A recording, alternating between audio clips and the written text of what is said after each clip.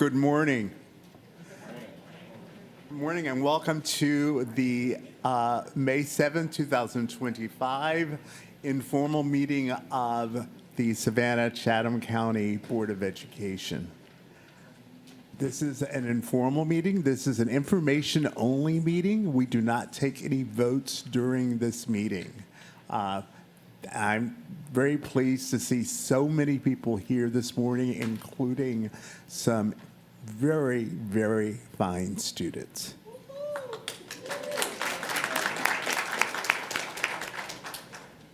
So, all right. We will start with our strategic priority 1, student growth and achievement for choice-filled futures. And we start with our Student Senate report.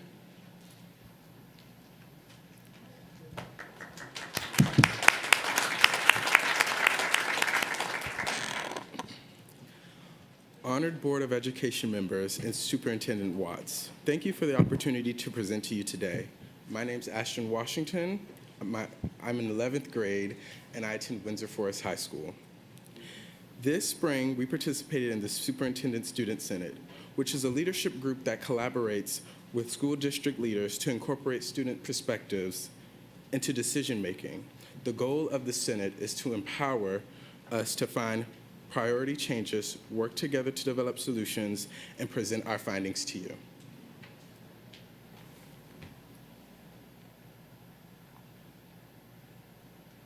Wonderfully said. Now, we explored 4 separate topics using a charrette, which is a small rotating group discussion allowing us to collect a variety of opinions in a relatively short amount of time. This was a student-led activity. We then distilled and refined these findings into different themes and concepts, and then we agreed upon some solutions to common problems that students face. I want to emphasize that what you're about to hear are different perspectives from different children all across the high schools of SCC PSS, and they are directly affected by our policies. Thank you. Diamond?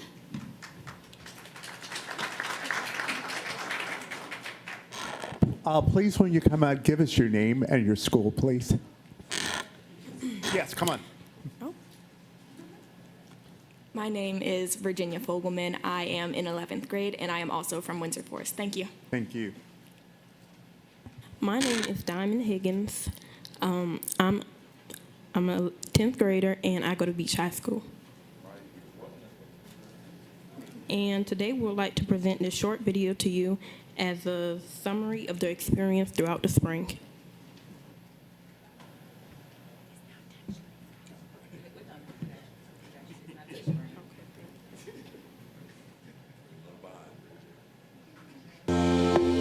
Student Senate is a place for us to express our opinions about different topics. It is important for them to know that their opinions are part of every decision made. It's certainly a bridge between SCC PSS leadership and the student body. We feel like our voices are being heard instead of we're just meeting and like nothing is being done. There's changes already happening with what we have spoken with. You're actually being heard, and the decisions that we're making, they're being implemented into our day-to-day lives. They're being implemented into our announcements, into our schedule, and things like that. The process that we have used in Student Senate has definitely worked. It's been a slow, deliberate process to allow students to really reflect on finding trends and finding themes, which I think is a really important skill as you get older. So making a statement, supporting with evidence. Structuring it this way has allowed them to build that critical thinking skill, and not only that, but also to learn how to build a persuasive argument, identifying a problem you want to solve, identifying the solution, and hypothesizing what the end result will be. So these are skills we use in the workplace all the time. These are skills you'll need in college and in career. And so I think it's been effective for them to take it at this pace. We're pushing for a more dress code instead of uniform for the comfortability of students going to school. We feel as if a dress code would make students want to come to school more, and it will raise the attendance rate in schools. at our last board meeting, our school leaders presented updates to the uniform policy. And in that policy, Dr. Barnes explicitly stated that this was developed with input from Student Senate. We went into that room and Ms. Nunziata, she said, guys, they actually have been enforcing some of the short-term solutions that you came up with. And I was like, wow, like I didn't think it would move that fast. I realized that it was real, and our problems were being solved, and they were really hearing what we were saying. So that's what we accomplished. Small accomplishments which could make big impacts. Student senators represent high schools across the district.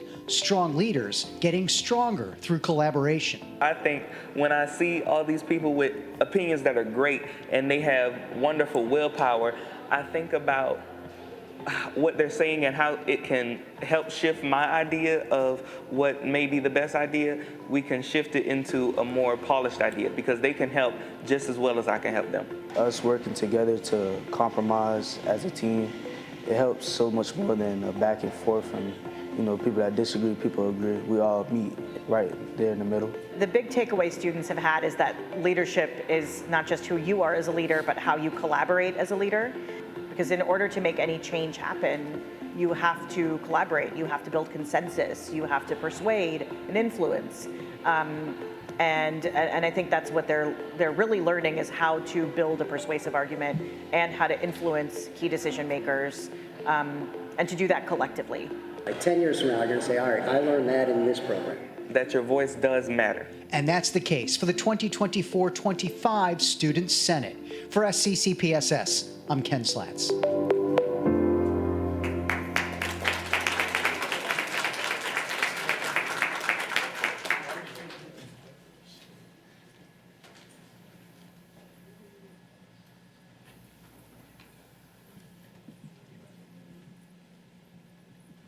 Good morning, my name is Shrila Patel and I go to Savannah Early College and I'm currently a 10th grader. Good morning, everyone. Good morning. Good to see you all this morning. My name is Michael Grant and I attend Beach High School and I'm in the 10th grade. Today we come to you all first to discuss our problem statement. Students require specialized support to thrive. In our charrette process, we discuss 4 topics: school safety, mental health, dress code, and extracurricular activities. As we met the school district leaders who have expertise in these topics, there were many common themes. And we are a large, diverse district, so there are so many unique needs between the students, the teachers, the faculty, everybody. They have different needs based on their background, all those things. So we learned that there are many supports available to us, but we're just not aware of them. Some of those include the Wellness Center, the CAT buses. We're really not aware of the extent that that we can use them. Like the CAT buses, we weren't aware they were free, and the entire Wellness Center, we weren't aware of all the abilities they have, all the things they can do for us and things like that. And we also learned that support is overtaxed and unable to effectively support the needs of the students. For example, school counselors. They may have caseloads up to 400 students, so no one can effectively support 400 students. With scheduling, graduation guidance, post-secondary support, mental health, and performing their other duties that they were mandated to do. So now that you know a little bit about what we did, we'd like to share some more of our findings and recommendations with you. As we mentioned, there was a lack of awareness in our school district for all of the availabilities that we have, and we would like to see them either on our school websites, if it were to be printed out and posted around our schools, or just sent to our parents in general.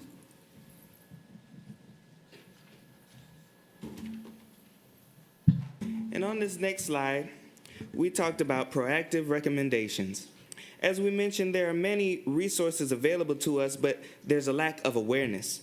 And the listed recommendations will help students build awareness and take advantage of what is available to them, because these are great opportunities. We just don't know about them, which will empower the students to take control of their education and school experience.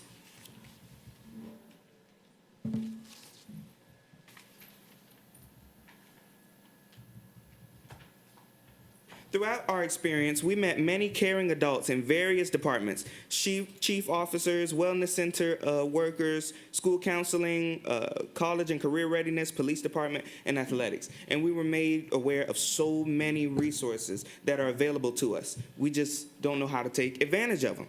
But we know that SCCPSS recently got a new facelift on the website, so it's very useful, but it's useful for adults. But we believe that adding a students tab will help students build widespread awareness of the resources available, like the Wellness Center, free CAT access, and upcoming opportunities, events, because the students, they look at the website, but only for the school calendar or the school lunch menu. But if they had their own tab, then they could be more in tune with what's going on in their district. As you see, this is a new design of a student ID. These student IDs were made by the Student Senate, and this design is slightly different from the original. What is different is a barcode for scanning for attendance, and on the back of the card, a barcode for medical information, which can be used for emergencies involving students and or even teachers. This new design could be implemented into all of our new schools to ensure that all of our students are safe. Additionally, in my experience, I go to Savannah Early College, and recently our principal has enforced these strictly mandatory. And so here I have my ID on me right now.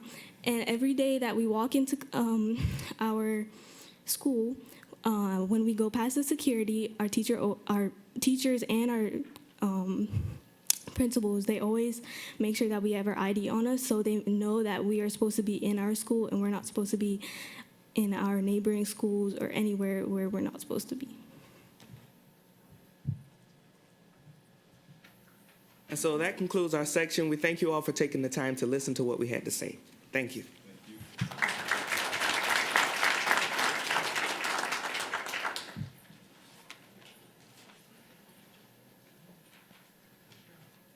Good afternoon, everyone. My name is Valerie Flores. I go to Savannah Arts Academy, and I am in the 11th grade. Hello, I am Maya Gittins. I go to New Hampstead, and I am also in 11th grade. We'd like to shift gears and explore some more proactive recommendations that would become new practices within the district. Like the previous set of recommendations, we believe that these proposals will empower students to take control of their education and school experience. One practice we feel strongly about is a comprehensive tip line. We do have school safety program mechanisms on through Campus, Crime Stoppers, and Sandy Hook Promise, but we would like an internal tip line that allows us to share other concerns. For example, if you're worried about a student's mental health, we want to anonymously share our concerns, we could use our localized tip line. This could also allow us to anonymously share if a student is experiencing something they are embarrassed to talk to an adult about. This would allow for more efficient access to a resource not many people know about. We included examples from Effingham and Dougherty counties here in Georgia for inspiration.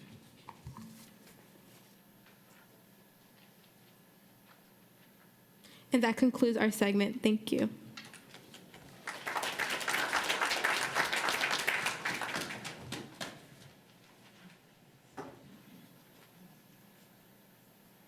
Hi, my name is Kaylee Wagner. I am from SELA, and I'm in grade 11.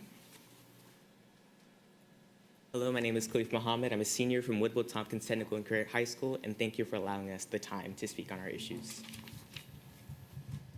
Now that you've heard some of the recommendations to empower students to find solutions and challenges they face, we would like to share an additional set of recommendations that we believe will empower staff and the community and support students further.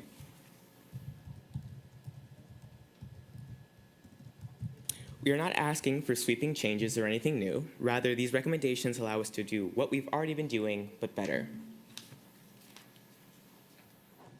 Each high school has approximately 2 to 4 counselors. This means each counselor has around 400 students to their caseload, and they're either distributed alphabetically or by grade. We recognize that their jobs are nearly impossible to task to support students both academically and emotionally. We believe counselors should either be academic counselors or personal counselors. Additionally, we've learned that some counselors have certifications in mental health counseling and others in college and career advisement. However, all counselors are doing all of these things with too much work on their backs. By drawing a bright line between the two roles, we believe the students will better be supported in multiple ways, and counselors have higher job satisfaction.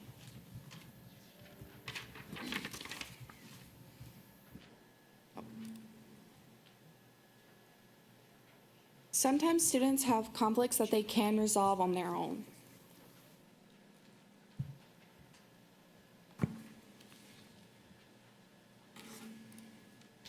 In our county, 16 middle schools and high schools currently host the Mediation Center's peer mediation program. 162 students were trained as peer mediators, myself included, who's tasked with training conflict understanding and resolution. 142 of these mediators have participated in mediation sessions this school year. I also trained to be a peer mediator, and we believe expanding this program will create more restorative practices and minimize escalated conflicts, building conflict resolution skills that can carry into adulthood. We also believe this will reduce discipline incidents and keep students in class and school. That is the end of our segment. Thank you for listening to us today.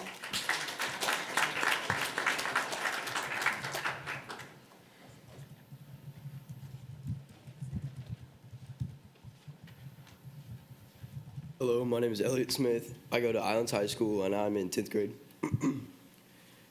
Good morning. My name is Jakai Robertson, and I go to Savannah High School, and I'm in the 11th grade.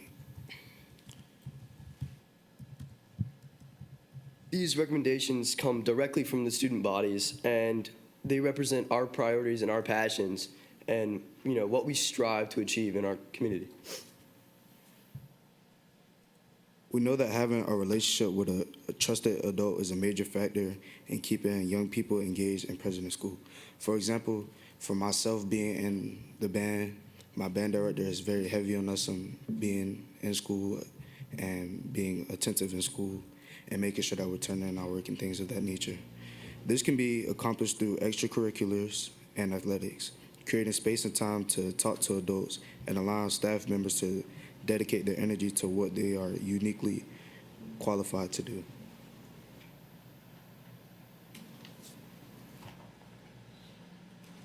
We have been through a lot in our short lifetimes. The global pandemic, the increasing technology, and, there are so many things that have impacted our mental health and our well-being. And we hope that the school district considers our recommendations in their planning, and we believe that they can strongly impact the teachers and students for just an overall better learning environment.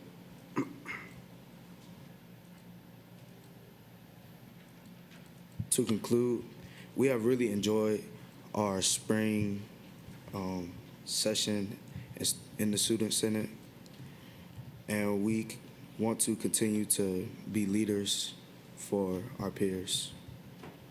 On May 17th, we are planning to host our own charrette with students at the upcoming Parent University event. Thank you. We appreciate you guys for giving us your time.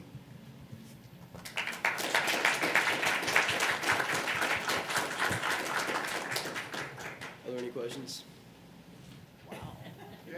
Dr. Hoskins Brown.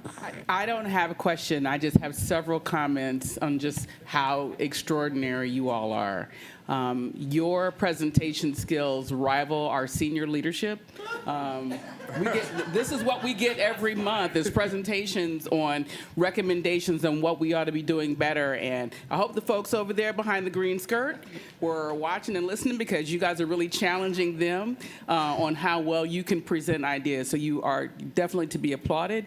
I think your teachers and your classmates and your families and the alumni of your school are really proud. I could see the alumni of some schools on the board kind of sit up a little more when some of you said what school you went to, proud at what you were able to give to us. So I just want to say that as the highest compliment that I can offer. You did an excellent job. And there are a lot of things that I heard in what you gave. One, your recommendations are very introspective and very practical. It's very clear that you looked at what we're doing and what you think you and your peers would respond to. And that's important to us because every month we're reviewing our policies, we're reviewing what we're doing. And sometimes when we're looking at it, we're thinking, what should the rule be? And what would our students actually be responsive to? What would be helpful?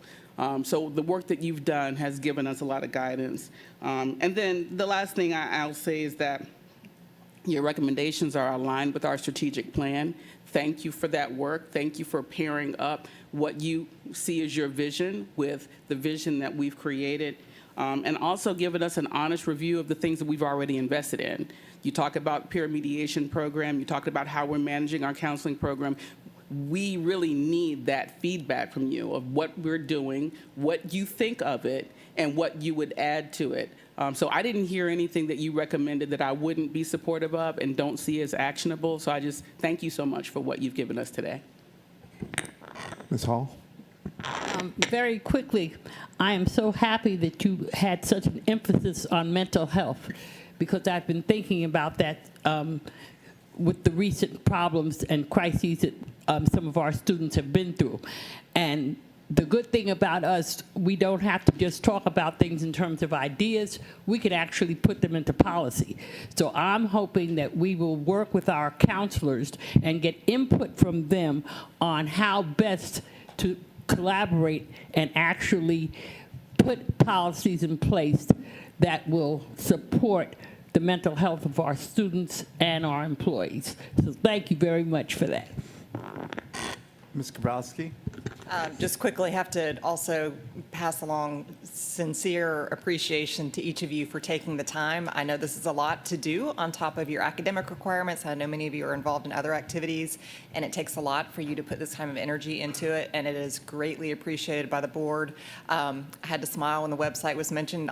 My colleagues know that I'm always harping on the website is really our front door for sharing information. I know there's lots of other media as well, so I particularly loved hearing that recommendation, but agree that all of your recommendations are very practical, very thoughtful, and just want to thank you. And I really look forward to seeing how the Student Senate will expand next year, and also would love to learn more at some point in the future about how each representative is then working with the students in your own high school to be able to share the information, because I think being able to reach the student body as much as you can, maybe how you're working with your own student councils, would be great to hear at some point in the future.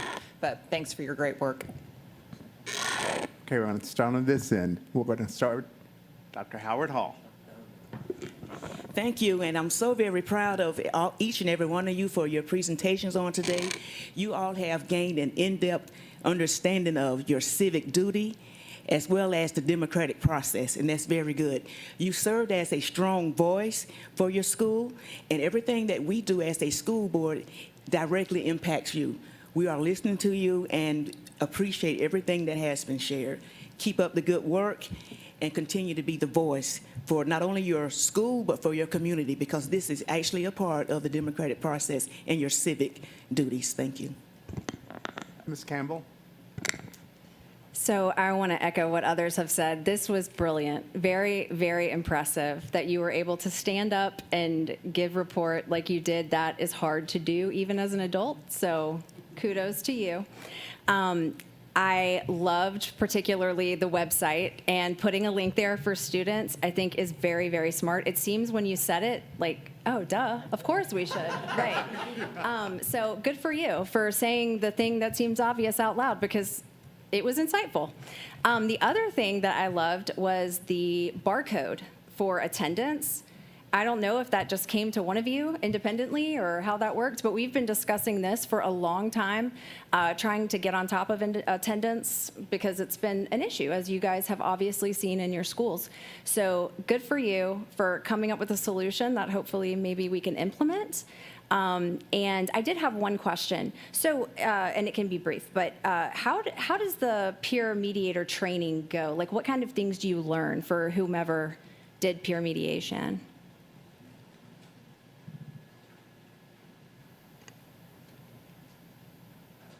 Well, at Whitfield Tompkins, we don't really interact with a lot of conflict on a daily basis, but our training was relatively simple.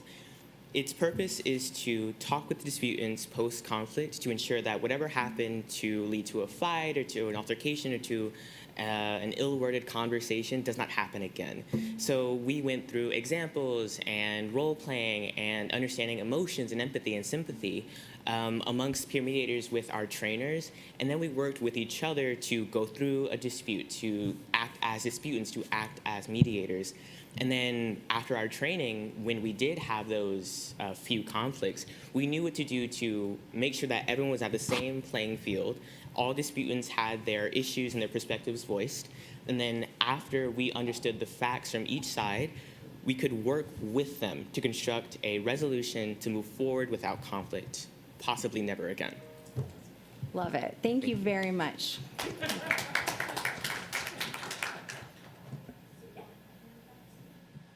As for me, for speaking, I'm in the online school. I was trained through the Sandy Hook Promise.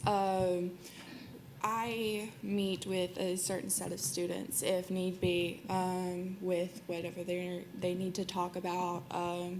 If grades are dropping, we try to figure out why, how to help with that, and what's the next best step for them.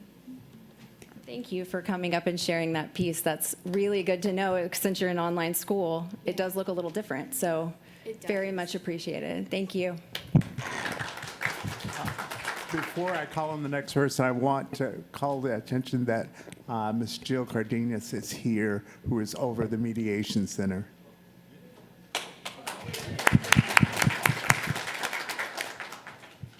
Dr. Ringman. So I'm applause. I won't say all the same things again. Way to go, students. For Student Senate, and this doesn't need to be answered now, but if all of you would go back to your facilitators when you meet again and think on how you would maybe change the representation of the Student Senate. Maybe not to make it smaller, but bigger, because I know each one of you self-selected to some degree, high flyers, high achievers, shining stars. Is there a way to get that student that you might know that makes good grades sometimes, does great on their standardized tests, but isn't passing classes because they actually don't engage the rest of the year, or vice versa, or the student that might have had some disciplinary actions, but now has maybe found the right path, so that we get maybe just a little bit broader. And I know you've talked about this, Super, so I'm kind of stealing your idea anyhow. I think that would help us to get to some of the root causes that you're trying to fix. So that would be a great discussion, and I think the superintendent's facilitating that, and here's somebody to tell me that it's already happened. Good morning. We have actually discussed this with Dr. Watts. We talked about a Bring a Friend program, where essentially us as Student Senate would bring a friend from our school who we know is struggling either mentally or discipline and their reactions. So we didn't get to it this year, but hopefully next year. But we have implemented Bring a Friend. Yeah, okay, yeah, that's okay, great. And then my other question, I don't think, unless one of you really did your homework and called these companies, has anybody that might present later not as well as these students, according to the right side of the horseshoe, looked into what tip 411 costs? Because that's the same service that Daughtry County is using. It's just an app that they get to change into whatever face. Have we looked at what that contract looks like, or? We have not. Okay. However, we are looking at our adult tip hotline, and there might be an opportunity to integrate that with Okay, the so we already student have like a hotline. contract Yes. with somebody for our. Yes, but we are getting ready to do an RFP for a new one. Okay, yeah, because when I was looking at this really quickly, it looks like anybody, it doesn't just have to be students, anybody from the community, if they hear something can. Now, who currently runs our tip line? Who has to field the tips? It comes through internal audit. Okay, and what's? And they disperse out the concern. So sometimes it goes to HR, sometimes it goes to campus police, sometimes it goes to another chief or supervisor. Okay. Thank you. Just on that tip line, we used to get that information. We used to get a report on what the complaints were. And I would love if we could start seeing that again. It used to come to the audit committee meetings, and we could get a view of what was percolating by knowing that. And somehow the decision was made to not get that anymore. But I think that's valuable information that allows us Absolutely. to head up what issues may be coming. I get it quarterly, so I'll make sure that we pass it on. Thank you. Thank you, students. Mr. Smith. Greetings. I would like to publicly repeat what I would say in private about this presentation. This was amazing. This is a great day for Savannah-Chatham County Public School Systems because each and every school is represented with a spirit of excellence, and I commend you all publicly for a job well done. I would like to lean in on Mr. Michael for a moment, who did a wonderful presentation, and he is also a Beach High student. Oh my and God. Beach High is in the 5th district, I'm just saying. I would like to just lean in on that conversation because you were talking about the lack of communication or the disconnect when it comes to communication. You gave a wonderful solution, and the solution was having a student tab on the website. I would like to ask this question. Out of 100 students, how many students do you think actually goes to the website?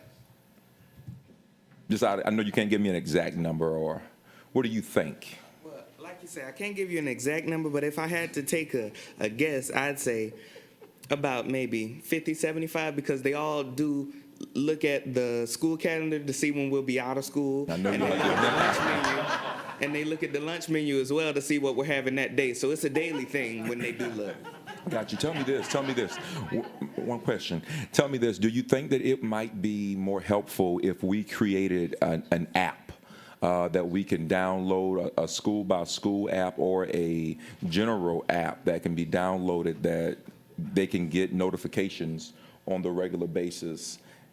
I think so, because with a browser, you got to type in the website and stuff and go find the tab. But if you download an app that specifically highlights what the students need to know and stuff like that, then that's what would be great for them, because they'll be always on their phone. So if they get their notification, you're gonna look on your phone and see what the notification is. Awesome. Thank you. They log in. How often do each one of you log into Power School? Every day. So again, this is a biased subset, but are there ways to make stop screens before even the high achievers get to what they want to see on Power School, where it says, hey, this new thing is happening in the district. This, like, how I don't know where you work, but before I can get to my homepage, they got 3 things that pop up that I have to acknowledge or things like that, so that maybe there's some way that even the students that are wanting to find their grades every day and going, that teacher hasn't entered that grade yet, right? Yeah, it's that time of year. That maybe that gets it in front of them, like Cat Bus, free, before you can see your grades. Yeah. I just wanted to add on to Michael for the app that you mentioned. I used to go to Cobb County in Cobb County schools, and they actually had an app. It was called Student View, and I think that it was very helpful, especially in middle school. I wouldn't have to go searching for any information that I needed, and even they had a parent view too, which it was for parents, and it would just get sent to your phone, tracks attendance. They also had a website, which was also very helpful for, we have class link, but instead it was just a website which all the teachers would put all the assignments, all their classes would be on there, etc. And I think that was very helpful just because I wasn't running around trying to find out, oh, do we have school on Monday? Where are we going? And just like Brightspace has announcements, that website also had announcements just like that. So I think an app would really be beneficial for our schools. Thank you tremendously. Thank you all. Mr. Kachmar? Hang on. Mr. Grant has something else. One new thing they implemented was that bus app. It tells you, it gives you a push notification when the bus is in a certain radius that you choose. So if it's 10 minutes away, it'll send you a notification. If it's right around the corner, it'll send you a notification. And that was very, very helpful this year for when I rode the bus. I still missed it, but I still was aware when it was around and stuff. But just like also the Facebook app, you open up Facebook and you go to the SCCPSS page and you see all the stuff that's happening and stuff. Because see, like Facebook, some people think they're too cool for Facebook, but I love Facebook. See, Facebook, it's really easy because you go in there and you see everything. You see the timeline, it got the dates and stuff like that. So if we had something like that showed the dates and those interactive pictures and stuff, the ones that appeal to kids and stuff, I think that'd be great for the app. Mr. Kachmar. I just wanted to note that Mr. Feliciano is sitting there going, I'm glad I'm retiring soon. I've got all these apps we got to create. So I'm gonna echo what my colleague said. Congratulations, y'all did a fantastic job. But I'm gonna ask the question that I think you really care about, which is, Madam Superintendent, I would love an update over the next 3 months about what proposals they've made we're going to initiate.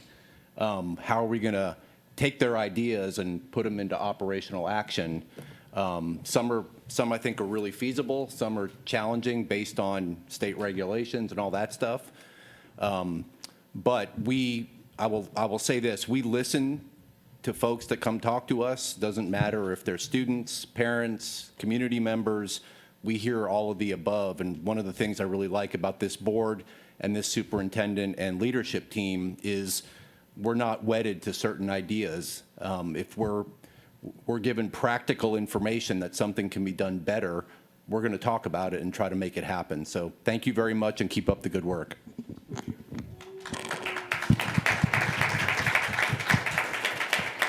So I'm going to be, incredible. It's incredible. And I will tell you that some of the ideas that you mentioned are being done in other markets. For instance, in Bowling Green, schools have separate counselors. They have a counselor that does academic, and they have a counselor that deals only in mental health. So that is being done. Something else, we were at a meeting, I think it was at our GSBA meeting. There are a couple of districts that have a student that is a member of the school board. So it's just something that for us to toss around. And let me tell you, any of you could do that. I've never been more proud of you students. Will you do this presentation for City Council? Great job. And are there any parents here? Stand up. Stand, please.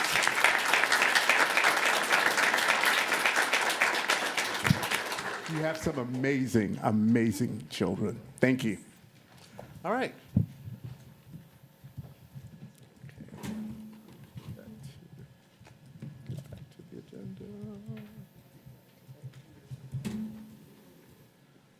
Next, we will have our student attendance presentation. Oh, wow. Okay. So how do we follow that? Good luck. No pressure. Well, let me first, before we present, commend our students as well. I had an opportunity to engage with this group, and what you saw today really, as they shared, was a reflection of what an awesome collaborative community. And I'm excited to continue to engage with this group. And so thank you to you all. Thank you to Shraddha for your work in supporting the Student Senate as well. So thank you. So with that in mind, we'll... So if any of the students need to leave, you can. So okay, are you okay? Good. Okay. Yeah, you don't have to listen to my presentation.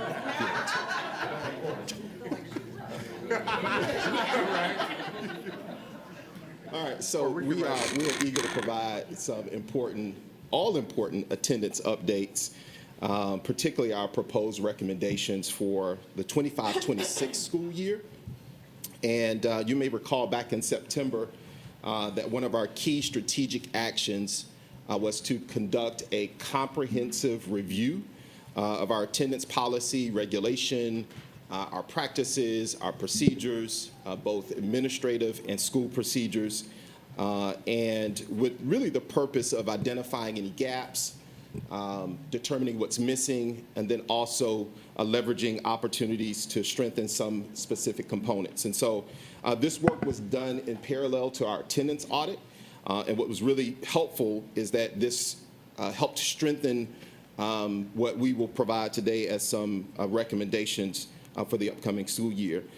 I'd like to commend our team for the work that they've done throughout the year. Ms. McGuire, who you'll hear from this morning, Dr. Miller-Fields, our principals, our counselors, our social workers, whose voice is reflected in what we will advance today. And then also, as you heard this morning, our students as well. And so we appreciate their work, and I wanted to commend them for their engagement throughout the year in helping us really get to this juncture. So, as always, it's important for us to ground our presentation in our strategic plan. And we also want to provide a KPI status update on decreased student absenteeism as measured by student record. Remember, we measured this as using our CCRPI calculation model, which is the percent of students absent less than 10% of enrolled days. Okay, so I want to make sure and our KPI is to increase the percentage of students absent less than 10% of enrolled days by 3 percentage points by the end of the school year. Currently, 74.5% of our students are absent less than 10% of enrolled days. And this shows very little progress.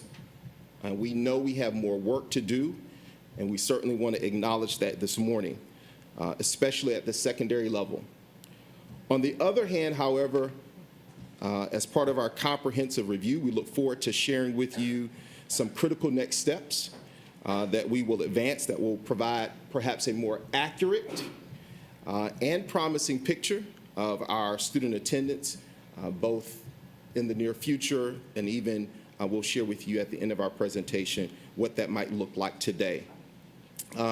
What we advance today really are just centered around 3 core priorities: strategies for support. You heard a little bit of that from our students today in terms of what those strategies and supports might be to help increase attendance, some structures for monitoring, and then leveraging some stronger systems of accountability, both district-wide as well as our school-specific accountability measures.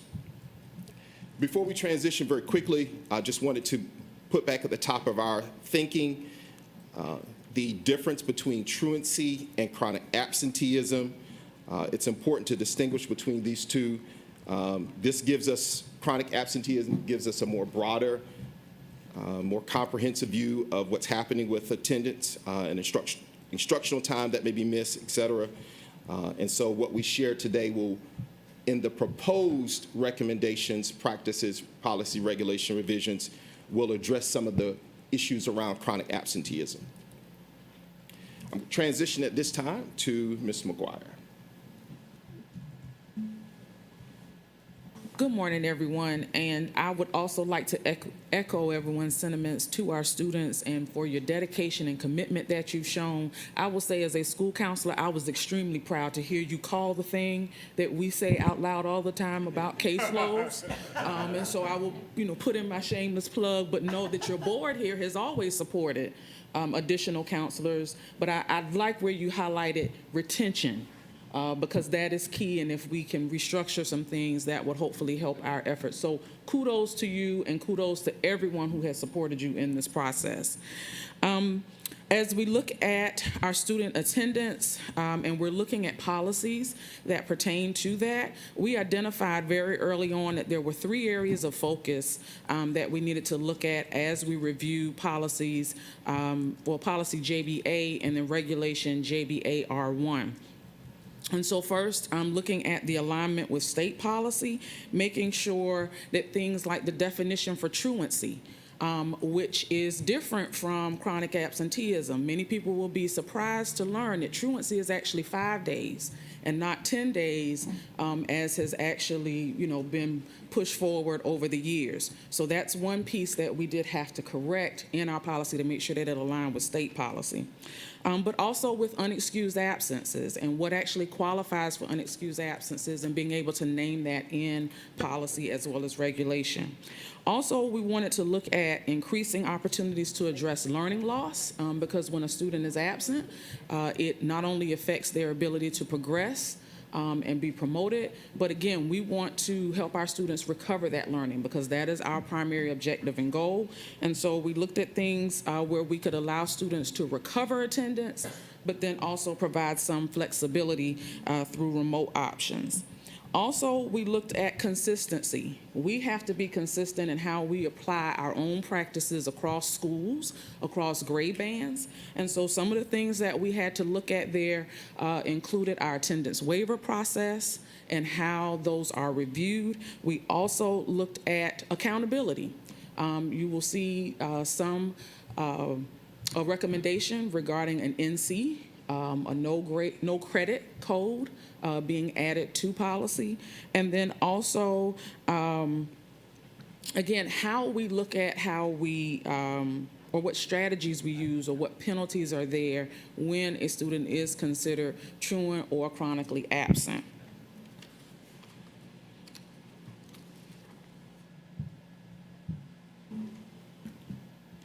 Right. There are some additional policy implications. I alluded to the change with grading by adding that no credit grading code. Again, this is not to penalize, but rather to provide opportunities to ensure that we're consistent with accountability when a student has not met those attendance requirements.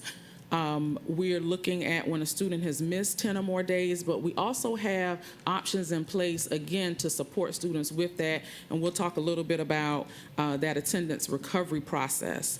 And with the waiver, if a student was not approved for a waiver based off of a rubric that has been designed to be shared with schools, then that NC or no credit grading code would be applied to indicate that the student did not meet those attendance expectations along with their academic requirements that are outlined in policy.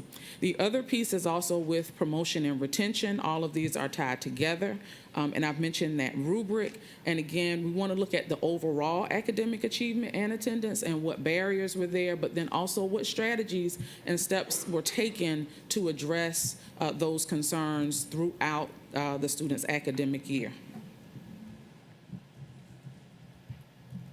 So you will see here we have a flow chart that identifies our process of notification and support, with that initial notification being the robocall that we are all, I think, familiar with when a student is absent from school. But we've added in here an opportunity for attendance recovery. And that would allow for that student, if they have missed that day, to recover it through some district identified options that would be consistent for schools, but we also have some flexibility built in there that I will discuss as well. Then you see here, as we progress, you have what occurs when there are 3 unexcused absences, where you have the teacher that contacts the family. Again, there would be an opportunity extended for that attendance recovery. And then as you move to 5 days of unexcused absences, That's where, again, that is mandated or outlined in our truancy protocol that we send an early warning letter. Again, this does also align with that definition for what truancy actually is. We have interventions completed by our attendance teams, which should be active in all of our schools, as well as potentially a social work referral if we've identified some barriers that are there so that we can help to mitigate those instances and get the student back in school as soon as possible. And again, that opportunity to recover that attendance, again, because we want students to regain whatever learning has been lost by that absence. If a student has missed 10 days, and again, this is unexcused absences, and we have to designate between excused and unexcused because state policy does have certain things, like if a parent is on military leave and things of that nature, that we have to count as excused absences. But again, you have that attendance team and social work intervention. We have the attendance recovery, but at 10 days, the attendance waiver would come into play. And then if we have not been successful in addressing those attempts and engaging the family after multiple attempts and documentation is on file, there may be a referral to juvenile or state court, depending on the student's age, and then a potential withdrawal. But again, we have to have exhausted all efforts. So this just kind of shows that trajectory of steps that can be taken at each point. Right, so I mentioned about flexibility. We do have a remote attendance option that we are putting forth with a maximum of 5 days for each academic year. Now, those days, while they can be selected by the family, they cannot be used during district or state mandated testing. They also cannot be used within the first 10 days of the school year. We have to make sure that we are establishing that support and those systems initially so they would not be allowed to be used during those periods. It would allow for students to participate asynchronously. That would be monitored currently through our system of Brightspace, but also in working with our teachers, because we do understand that students may experience instances where they may have lost connectivity, so it would allow for those students to turn in those assignments, and we have developed a system for tracking that attendance so that it could be coded for students. We're also asking that it be requested at least 5 days in advance. Again, we want to put some consistency in place while also allowing for some flexibility when we know that there is a need. With attendance recovery, one of the things that currently is in policy, things like if a student goes on a post-secondary trip where they are not a field trip that is with the school, but let's say that I'm just going on a college visit or I'm going to talk to a military recruiter on my own with my parents. Currently, that is an unexcused absence, which means that it counts against the student.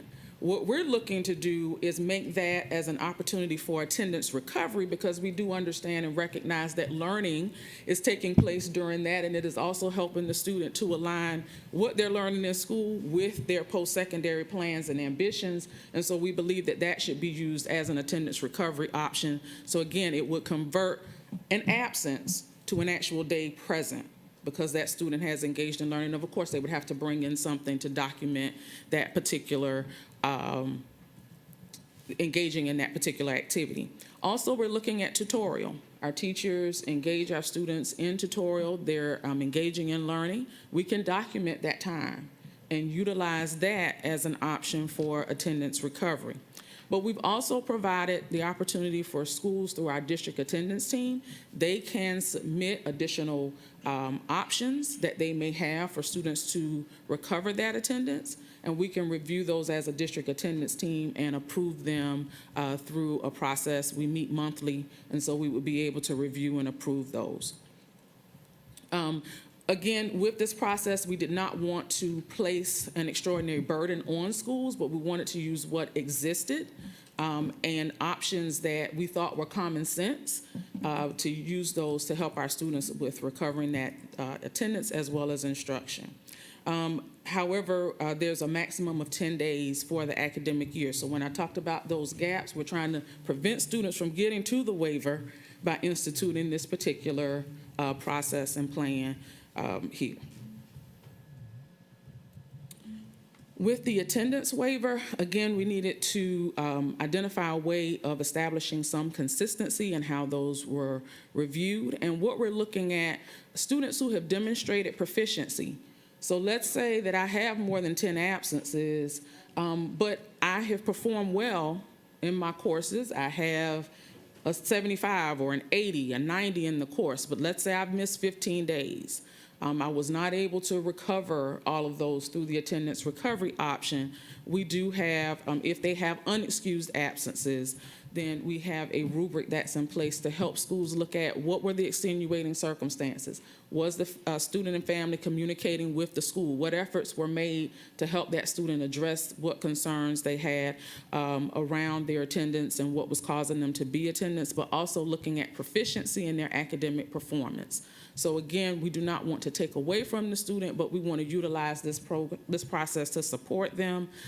We do ask that those waivers be submitted at least 2 weeks prior to the end of the term. We have some schools that are on a semester system in our high schools, whereas our elementary, K, middle are on a year-long system. And then if that waiver is denied, then that NC or no credit would end up being awarded.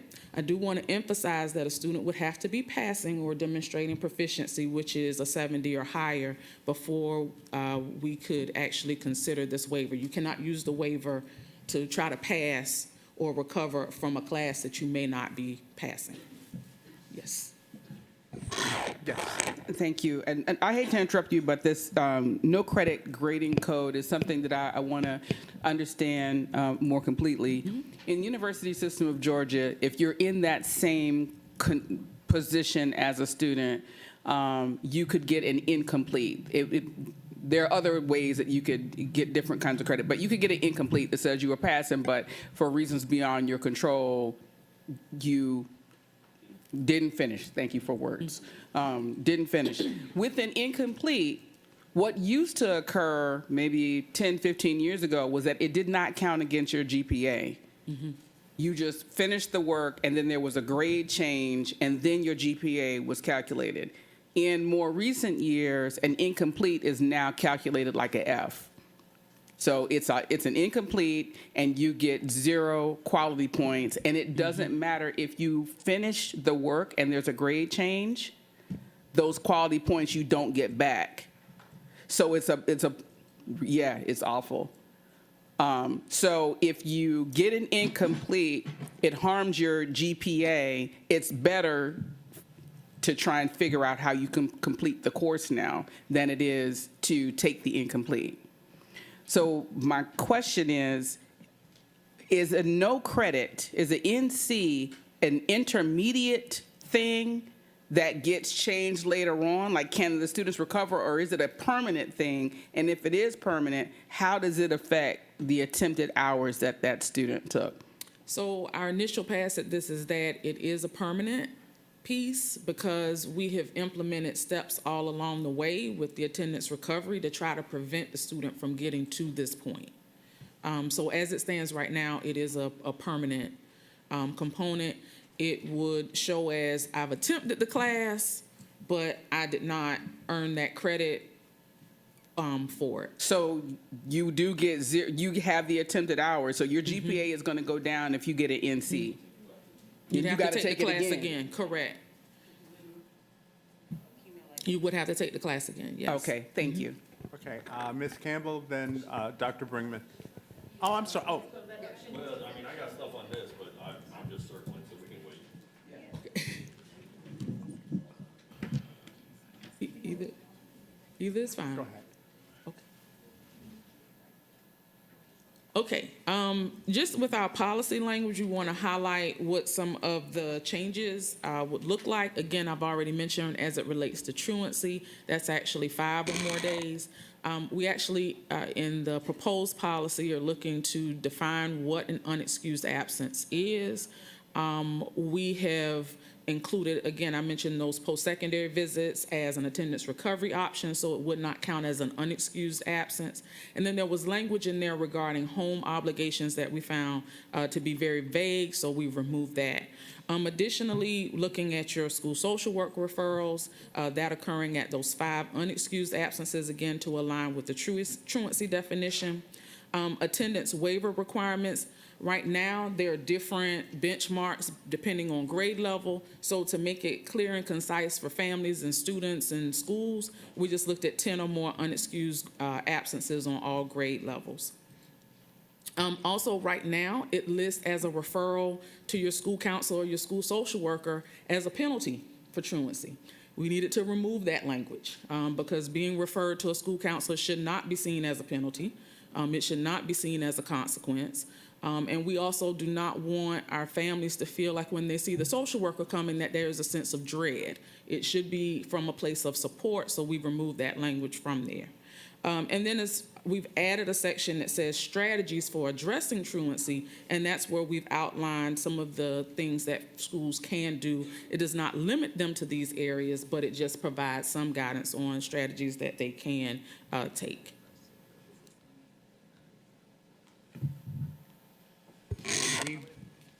Pause. Okay. Address these questions first before we go on. No, I thought she was finished. No, we have 2 more slides, that's all. But I'll stay right here. Okay, all right. This may open up additional questions, but we did want to make sure that as we look ahead, we emphasize some of the critical next steps that need to occur with the proposed changes. There would need to be a communication strategy for our students, our staff, our families, and so that will be a part of the work that happens if those proposed revisions do indeed occur. But one of the pieces that we want to make sure that we do is conduct a deep dive and complete a year-end data review, and with a specific focus on how we interpret, how we report attendance. And so one key update we're considering involves our alignment to state guidance, state reporting guidance. Currently, we mark students absent if they are present for only half of the day. So we currently mark students absent if they are present for only half of the day. However, state reporting allows us for a more flexible interpretation, indicating that a student should be marked absent if they are present for less than half of the instructional day. So I wanted to make sure, and so we believe that exercising this option, and I'll just share this, I think our discussions have been, and as we've looked at some preliminary data, it could have a positive impact, especially at the middle school and high school levels, where we know we've seen some challenges with our attendance. In our spring review of 2 schools, a middle school and a high school, we observed some encouraging trends that show some positive outcomes for attendance, but we want to make sure that we validate that through sort of a broader analysis in more schools. So I wanted to make sure that we shared what's forthcoming in terms of and what that critical next step is related to our year-end data review. Okay. And then finally, just want to acknowledge that the passage of Senate Bill 123, I think it's important, as you see here, some of the changes that many of the things that are currently included in the Senate bill, we are in position and or that we are currently implementing. So that's really promising for us, but we'll continue to review this as part of our proposed revisions as well. And at this time, we'll open up to questions. So first, we're going to go to Ms. Campbell and Dr. Bringman for them to get their questions answered, and then we'll start all over again. Go ahead. Thank you for that presentation and for addressing attendance so thoroughly, since the audit was super concerning. So it appears that you guys have really delved into this and taken it seriously, and I appreciate that. The grading that Dr. Hoskins-Brown asked about, I had a question about that too. I guess, is this our way of addressing the lack of promotion criterion that was present in the previous policy, or not present? Okay. So do we have criterion, first question, now that says you have to be in school for X days to promote to the next grade level or require a waiver? So the current policy says you just have to meet the district's attendance policy. Right. Right. That's what it says. And so with this change, it would allow for us to have more accountability on that front and actually codify, if you will, what happens if you do not meet that attendance policy, but also it takes into account the complete or overall picture of the student's performance with that. And would it be helpful if we had a policy that more, I guess, stringently outlined what the requirement would be to promote? I think this would allow for us to do that because the way that it's worded, I think what we needed was more consistent guidance in how that's applied across schools. And that's what the waiver and the waiver rubric would allow for us to implement and do. And you will get a policy revision first read in June. Okay. This was the preface to the revisions that you'll see in June. So this was kind of to give you an opportunity to understand what we will be proposing. So the policy will be clearer once you see those revisions. Okay. Okay, so next question was let's see, tardies. Did we address tardies in this? I know we are talking about maybe using more flexibility with determining absent versus present for, if they miss even more school now, maybe we can mark them present. But what if they're missing the same class over and over and therefore not hearing the material / retaining the material? Are we gonna, to me, it feels like it's like positively reinforcing not gaining the education that you're there to gain in that particular class. So with respect to tardies, we did not have a specific outline in this policy revision. We did not see anything as it relates specifically to tardies in the state guidance. So no, we did not specifically address tardies within that.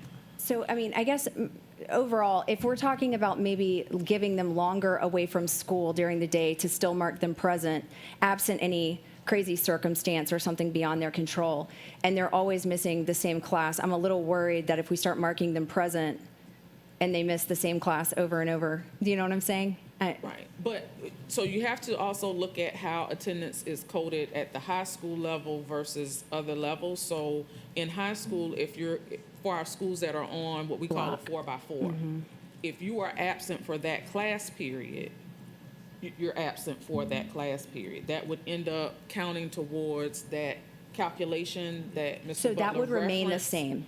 Right, so if you were absent for first period but present for second, that would count towards that overall number. Got you. Okay, that makes sense. I thought we were changing that around. You're saying you're still getting marked present per class. In the high school. In the blocks, okay. And then the e-learning and the remote attendance. So one thing I noticed in the new bill was that they're implementing learning pods, which, did you guys look into that? I saw some information related to it. So I thought it was actually kind of interesting because I know that I've heard from teachers and some parents, e-learning is a little bit troublesome when they don't feel like their child is getting to actually get online and do a lesson, or, there's not a lot of oversight there for some. So this is the learning pods. It seems like it's implied that they're going to be small organized groups, like outside of the school setting, where they have to be in, I guess, collaboration somehow online. So just are we going to do that? Well, with the initial outline, what we're waiting for is that additional guidance, because with the passage of the bill, there still needs to be guidance that comes from Godot that we would have to look at. But I will tell you, overall, I think the learning pods may apply to a different segment as opposed to with our schools and what our regulations are. If I could add, related Ms. Campbell, on that particular code section, that was already there in that particular code language. The only change they made was the reference to mandatory, and they just changed it to compulsory age attendance, which further isn't in line with the actual statutory requirements in that area that's driving our policies under JVA. What it really says is that, which we have been doing, is that if a child is learning and education is facilitated from a virtual or remote standpoint, where they're not physically in place in the schoolhouse, you can count that toward attendance, which we have been doing that. And that is great. But that was pre-existing in that code section. The change was tied to the reference to mandatory versus compulsory age attendance. Oh, okay. I read that the learning pod inclusion was new. So that was a new piece from my understanding. Okay.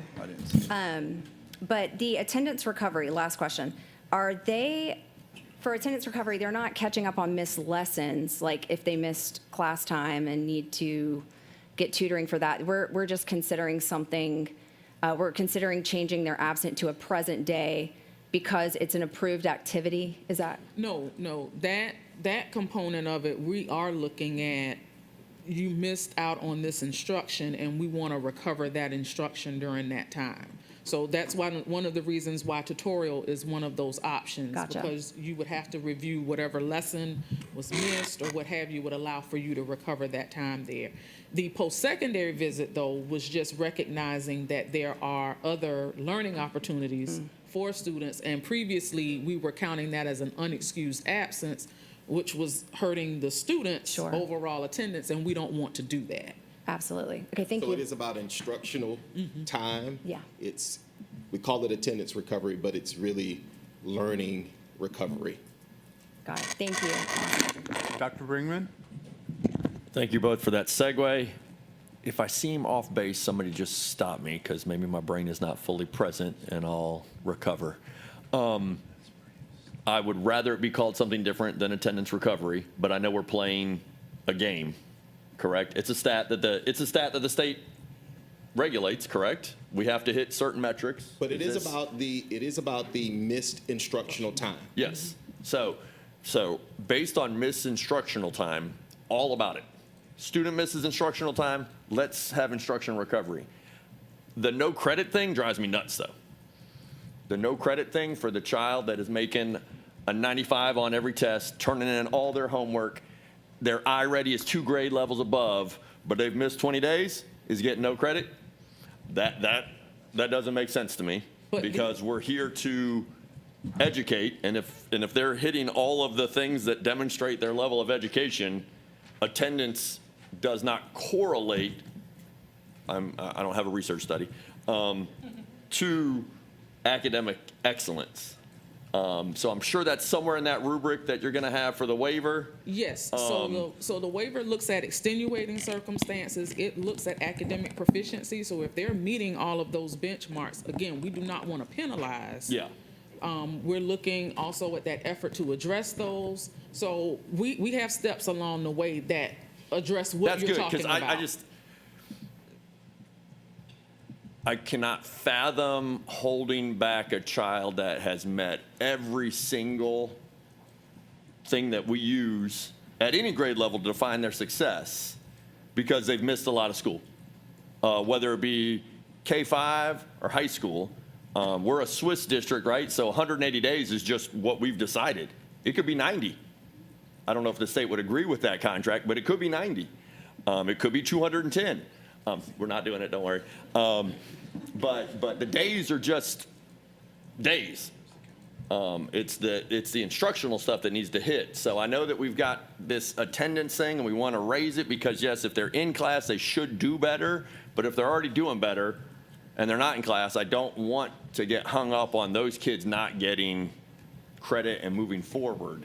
What we would then need to be like is what is this child doing that's so exceptional they can miss class and still be successful even on like the GMAS and the I-ready, which are not even our instruments. So I want to make sure we aren't holding somebody back, even if they miss a gazillion days. If they've hit all the things. I mean, I had a college professor once go, if you can miss every single one of my class and pass this class, well then I don't know what I'm doing in front of here. Yeah, so just. Yeah, we may. Yeah, does that make sense? That. Yeah. It makes sense. Yeah. And I can understand the rationale. Yeah. And we'll share the artifact with you. Well, it's like play. No, it isn't. It's like we're just going to play numbers and move things around so we can show that this kid's attending. I mean, if the third grader misses 30 days a semester and still is reading at grade level and is on their iReady 2 grade levels above and everything, is that kid getting a no credit? Well, we don't get credits anyway. That's what that's where I'm at. Like, I know, okay. yeah. All right. Why? Okay, guys, Point of order, please. Can we get back on the? Thank you. Well, I mean, I was out of order. No. There was no. You weren't out of. We were out of order in that there was an order in which people were being recognized, and we got out of that order, and there was a request for us to get back on that schedule. Gotcha.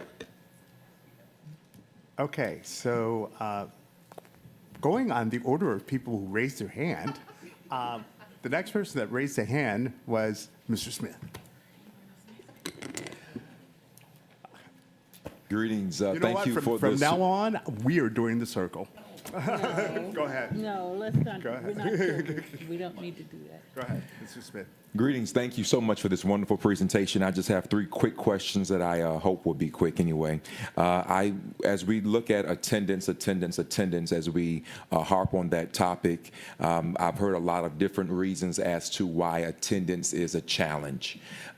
Since we have, and I believe we've done this before, but I've never actually heard from them, I wanted to know if it would be possible if we can hear from a couple of students as to why attendance is such a challenge. Is it a school thing? Is it a household thing? Is there something that we can be doing better? I would like to hear that from a student's mouth in this setting, if at all possible. Yeah, she's eager. Hi. Okay. So I'm in the e-learning academy. We get marked absent all the time. Like, we can be in that class and they still mark us absent. And we have to go through this whole long battle between the 2 schools, or the school and the parents, school and the student, to make sure that we were in that class. And sometimes, like, it's hard between trying to stay in that class for the entire hour. Because if we are 20 minutes late, we're marked absent. Even if we are in, like, we come in 21 minutes, we're marked absent, and we can't get that back. If we're 10 minutes late, we're marked tardy and can't get that back. If we leave 20 minutes before or 10 minutes before, it's the same way. And I feel like it's hard for us, especially in the home setting, because for us, we are in the home setting. We do have things that are going on outside of what's not base area of what they want us in there the whole hour, or they want us in there the whole 50 minutes, or whatever is going on. But at the same time, we have parents, we have other siblings, and some of us are parents or guardians of our siblings. And like me, my mom's a single parent. I help take care of my brothers. I have to go pick my brothers up from school and everything because my mom works. Or I work. Don't get me wrong, our school is like accountable to like us working and stuff like that. Like, we get our days moved around. We're able to get our days moved around because we only go to school 2 days a week if we hold an 85 or above. We are synchronized 2 days a week. Usually that is a Monday and a Thursday, but like I said, our school works around of the sometimes work schedule, or we have another student who volunteers. They work around that schedule as well. But as back to the attendance part of it, they mark us absent for the itty bitty tiny things that we can't control. And then, like, right now, I attend pretty much every class that I can attend, and I still have 9 absences. And I can't do anything about it because, like, I fight back and forth with them, but they're just not moving anything around. Got you. Thank you for that. You're welcome. Hi. Attendance for me is a challenge because of sickness. Like, you know when you get sick and it's just enough for you not to go in, but you can't get a doctor's appointment in time to prove that you were sick, but you know you're sick because you have a fever, right? This year, I got COVID, and I was absent for 5 days. I wasn't able to see a doctor because it was just COVID. I did a home test. And because of that, I had to use all of my parent excuses. Now when I get sick again, too sick to come into school, if I don't have a doctor's note, it's unexcused. It's unexcused.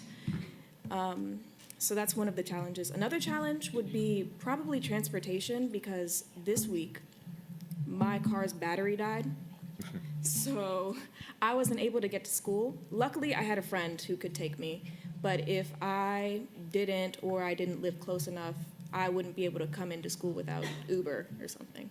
I thank you for that statement, because that leads me into my next question. And my next question was going to be centered around, I know that we want 5 days advance notice for a e-learning day, if I can use that word.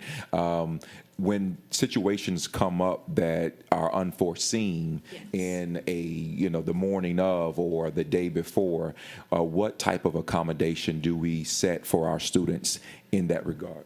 Yeah, so thank you for that feedback and for Thank you. that real scenario. Right. And part of what we'll propose is a recommendation that students and families make that request 5 days in advance, as opposed to making it a requirement, acknowledging that there are scenarios that may require students and or families to leverage that remote option at that time.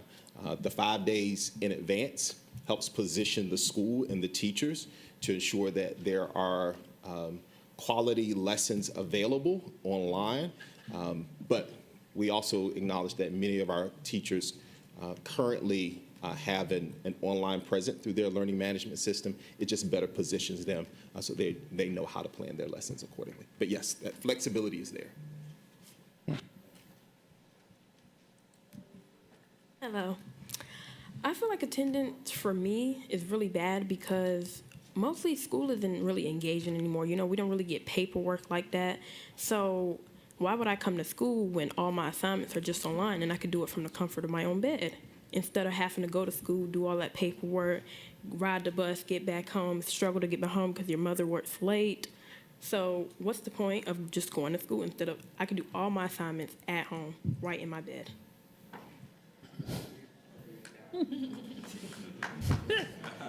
So, hello,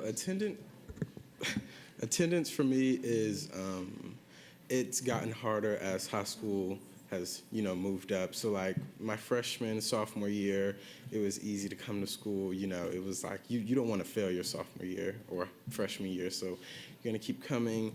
And then when I became a junior, I stopped coming because more responsibility. Well, I didn't stop coming completely, but you get more responsibilities, work, extracurriculars, dual enrollment. So a day for me looks like waking up at 6, going to school, getting out at 2:30, and if I have a class on the campus, on the Georgia Southern campus, or you go to class right after, and then you have work after class. So I don't get home until like after work, which is 11, 10 o'clock. And I'm too tired to do homework or anything like that, or even if it's extracurriculars after school. But mostly I don't get home after school until 10 or 11. So then you're tired the next day. And to keep doing it, you want a little break or something, from going to school so you can rest up for the rest of the day you have. So yeah, that. Thank you for that. Thank you for that. They have the best part of the presentation. Yes. Okay. Howard Hall. Thank you for the presentation, and my comment is a little different. I'm going on in another direction.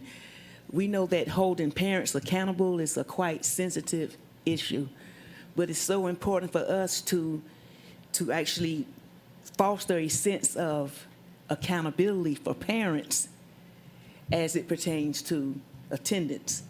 So are we working on strategies to encourage engagement? We are public education. We can't mandate. So the word that we have to use is encourage. So are there any particular strategies that we are actually trying to implement to encourage family-parent engagement? Because the parents have the authority and the autonomy to ensure that those students are in school on time if they are healthy and there's nothing going on other than that.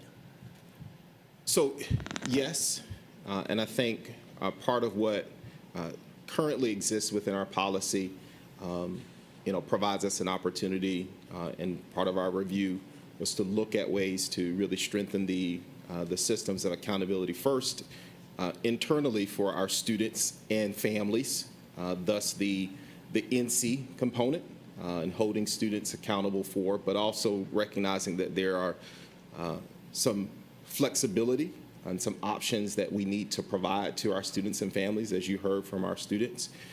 So while what we're advancing is really a fixed approach, if you will, and even somewhat of a flexible approach, we also recognize that part of what we need to continue to do is take a fostering connections approach. And so that means that we have to do a better job of engaging our parents, providing them the space to engage with us.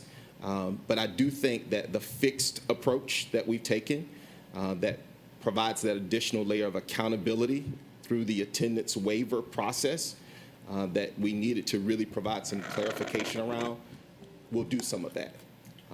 But at the end of the day, the consequence is really to the student.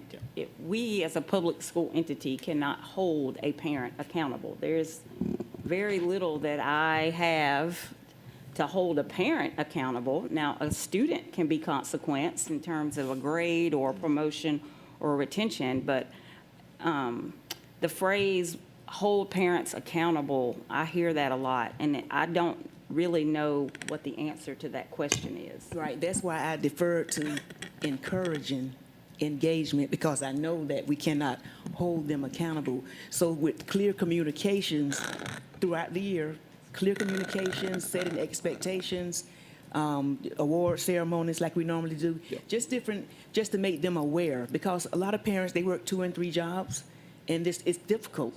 And we understand that, but we just want to ensure that the communication is clear and that they're hearing about it, not as only as parents, but the entire community.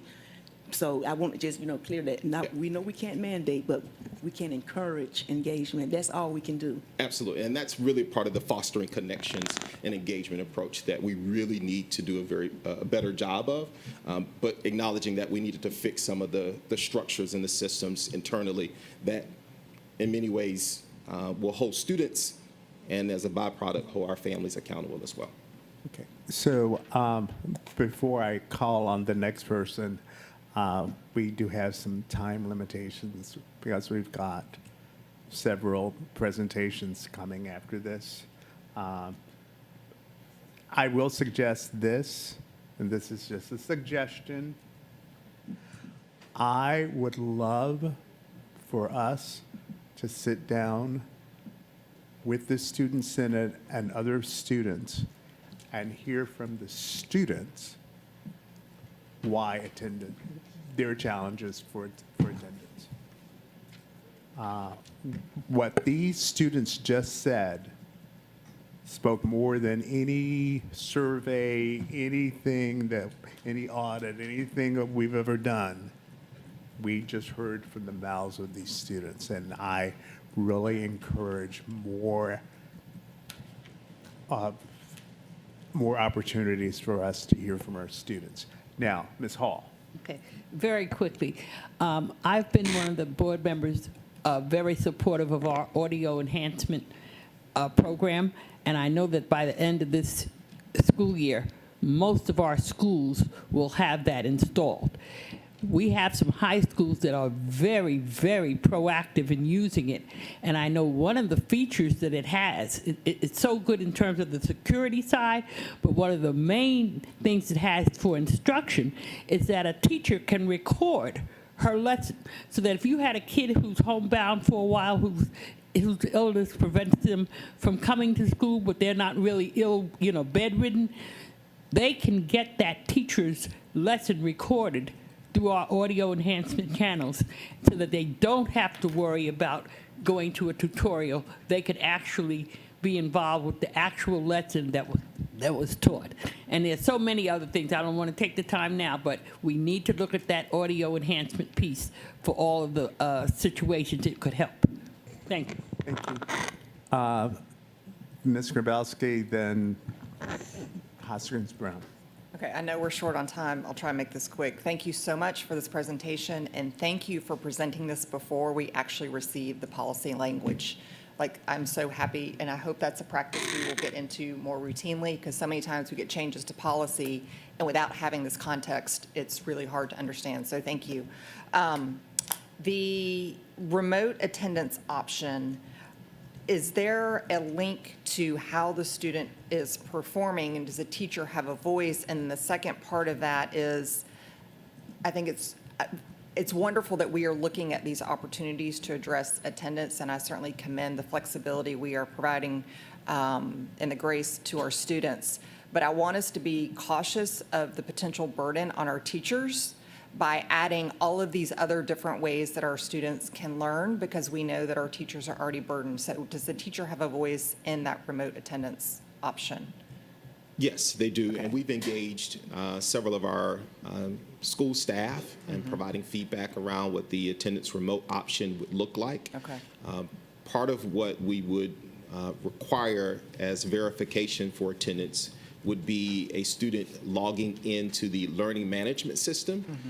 Our preferred learning management system would be the district provision Brightspace, but we also acknowledge that teachers leverage additional tools, and so they would have the flexibility to utilize those platforms to verify student attendance. So if they were to log in to some other platform and submit that, that would serve as verification that the student participated in the learning for that day or in the remote attendance for that day. Okay, I just don't want us to end up in a situation where our teachers are having to do a lesson twice just to meet the needs of our remote, learners.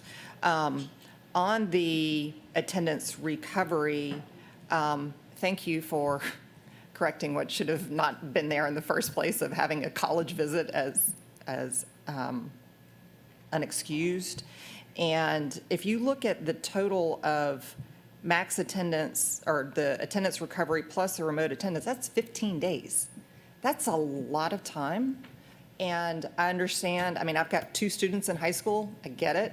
And I know a lot of where these students are coming from. But we also know we have an epidemic of loneliness in this country, and particularly among our youth. And so the social benefit of being with peers is really important. Not only being with peers, but also everything that the Student Senate brought to us today came through collaboration. And so I think if we can look at the root cause and perhaps how we can integrate more collaboration in our schools and in our classrooms that give the students a reason to want to be there, we have to address that root cause, and I know we're getting there. The other thing I wanted to mention, the young lady made a comment about just the mechanics of attendance. And again, as a parent, I have seen where the mechanics of attendance can be really frustrating.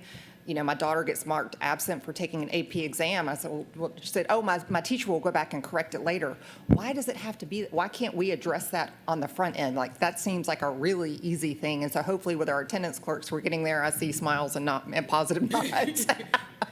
So I presume we're going to try and fix all those little quirks. Yes, so the 2 things that you've mentioned as far as the connection and collaboration piece, we have our district attendance teams, and that's one of their functions, one of their purposes. And so when we talked about training, that's one of the things that we want to make sure that we highlight for those teams, how they're fostering those connections, how they're working collaboratively before we even get to the waiver rubric piece, right? Because that's one of the things we're looking at.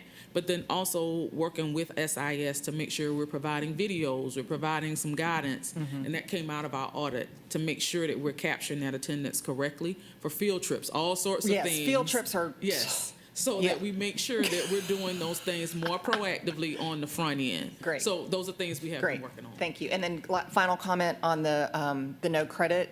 I hear you, Dr. Bringman, but I have had so many teachers say, my hands are tied. Like, there's no consequence if a student doesn't come to class. And so I think that you are giving so many opportunities for a student to be able to address the no credit and for the attendance waiver, that I think there are so many things in place that the no credit sounds to me like really a last resort that you're hoping not to ever have to use. But I feel like we have to have carrots and we got to have sticks. And I think it's important we have that in there. So thank you. Dr. Hoskins-Brown. Thank you. I want to touch on a few things that we haven't mentioned, but I hope we will talk about when we take action on this. I was trying to figure out when we talked about this before, because we had this discussion about attendance and promotion before. And it may not be exact, but the best I can find in board docs is we talked about this in roughly 2012 when we took attendance out of the promotion policy. And one of the reasons that we took attendance out of promotion is for some of the reasons that the young people have shared. There was a data lag. We weren't very good at keeping up with our attendance, and often parents wouldn't hear that their young person wasn't going to be promoted until May, when all the data got caught up and there was no time for families to fix whatever attendance errors were there or to recover time. But we had a lot of complaints about attendance being in the promotion policy because of, one, not having good data. Two, it disproportionately affected individuals who weren't doing well in classes.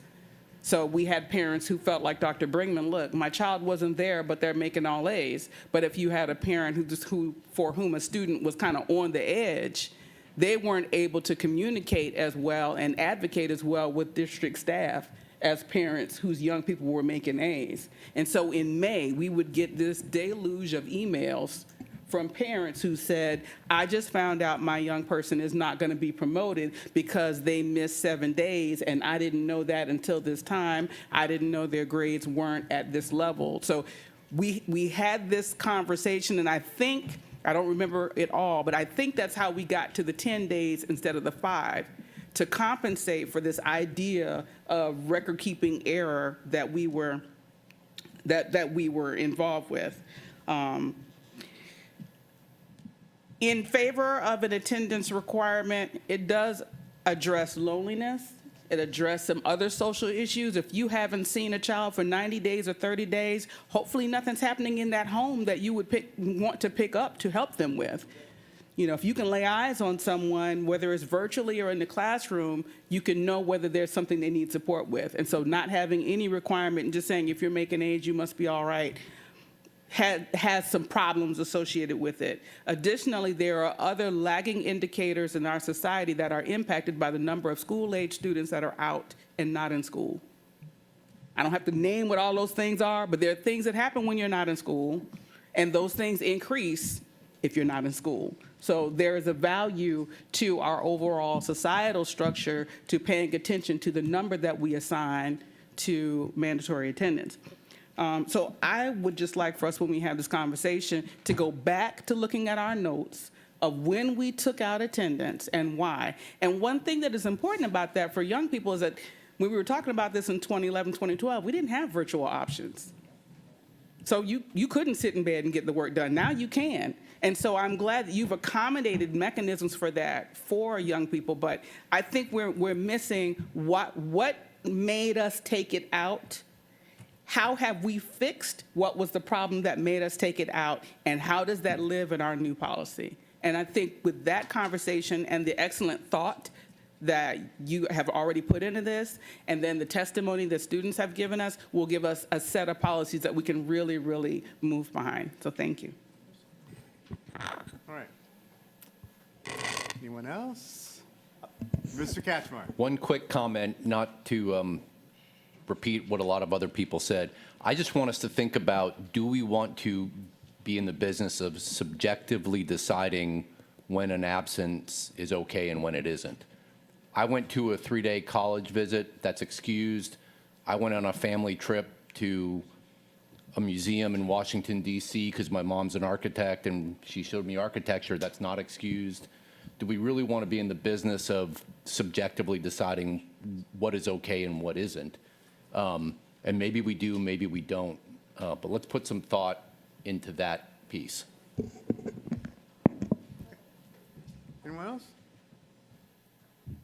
Thank you very much.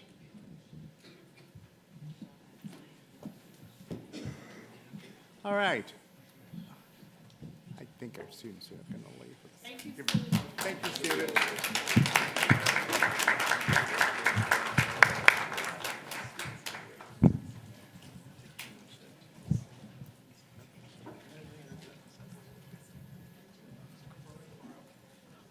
Okay. Next, we have reports from our charter schools, and I'm going to ask the charter schools in your presentation if you have seen an increase in your attendance. Tell us what strategies you're using. All right. First, we have Savannah Classical.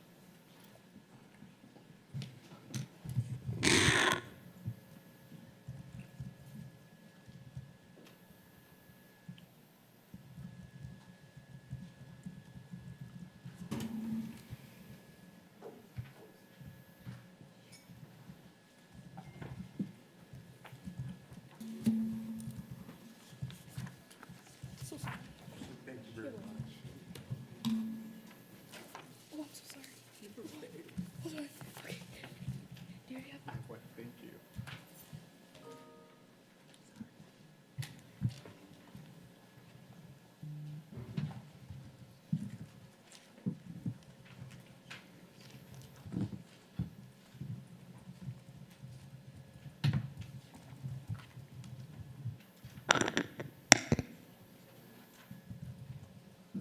Sorry, y'all.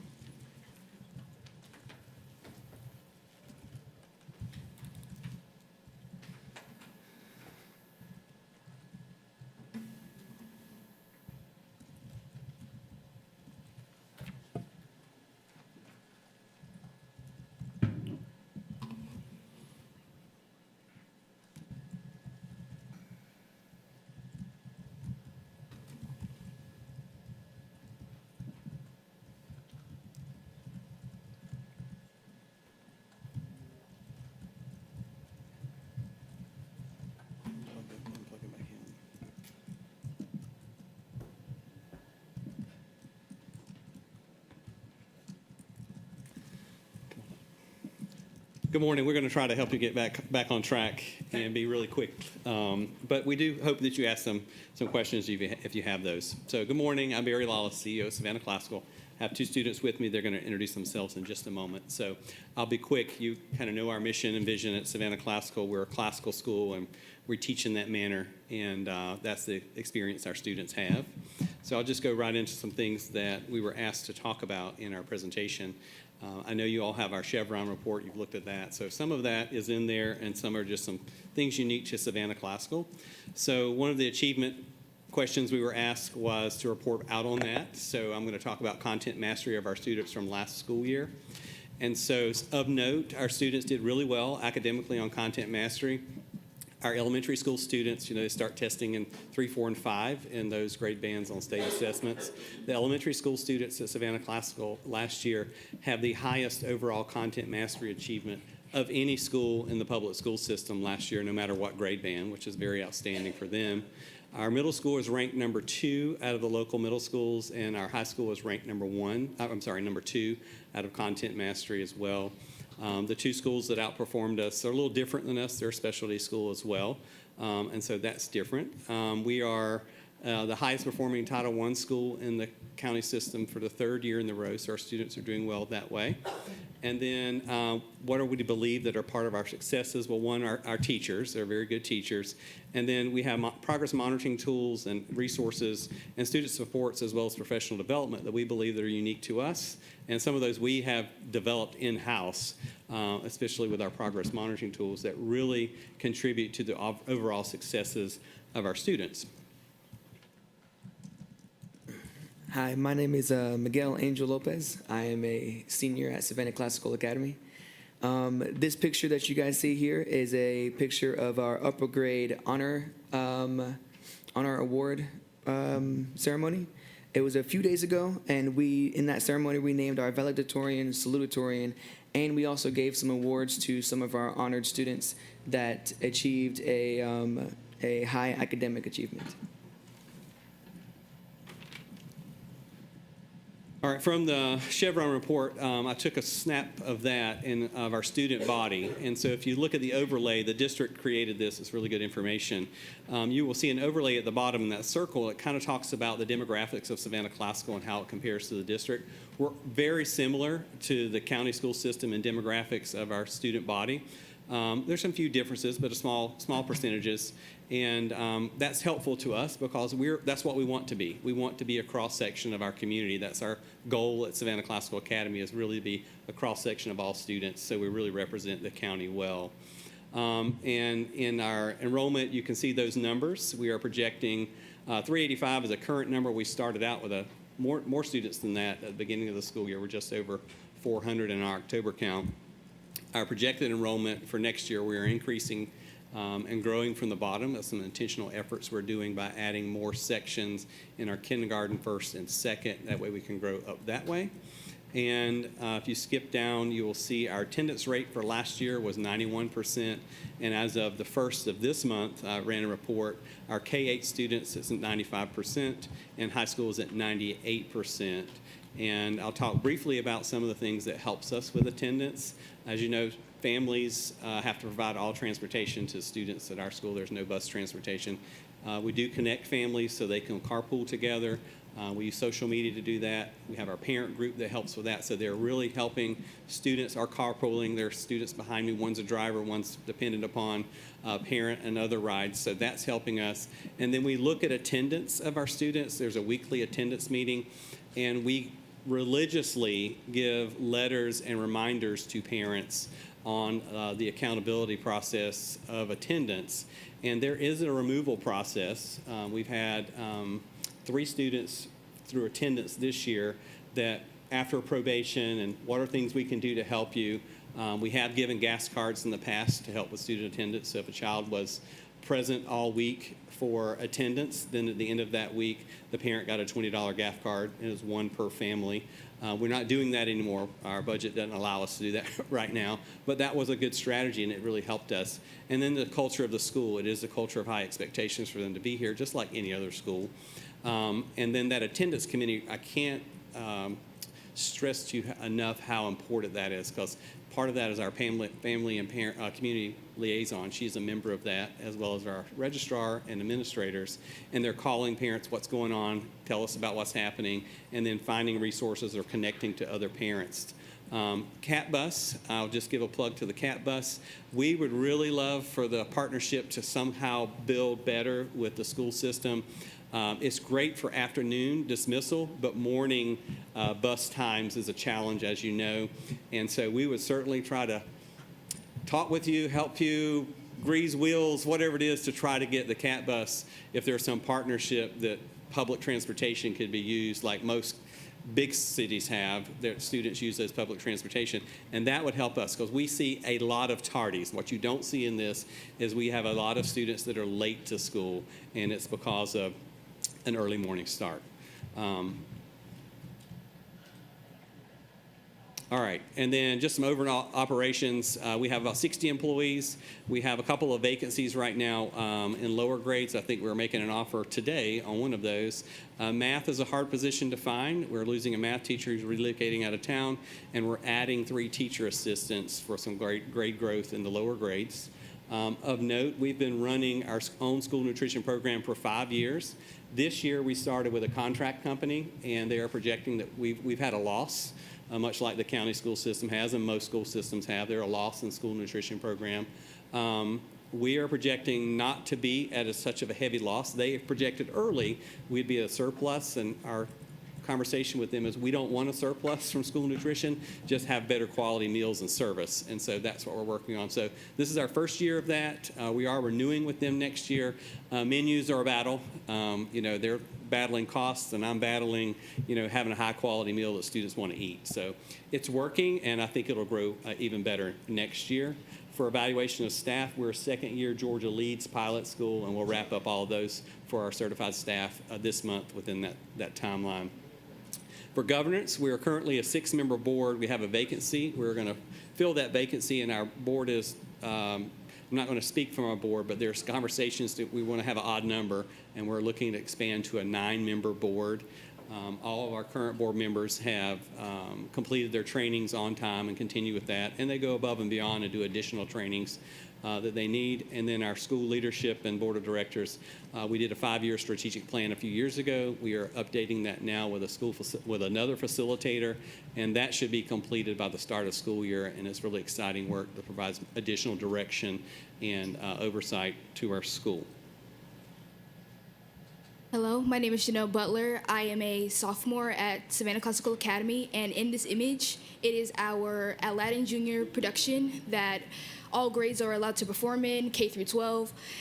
It's very fun. We have been doing this for 5 years now, I believe, consecutively, and it's honestly quite fun. I have been in all 5.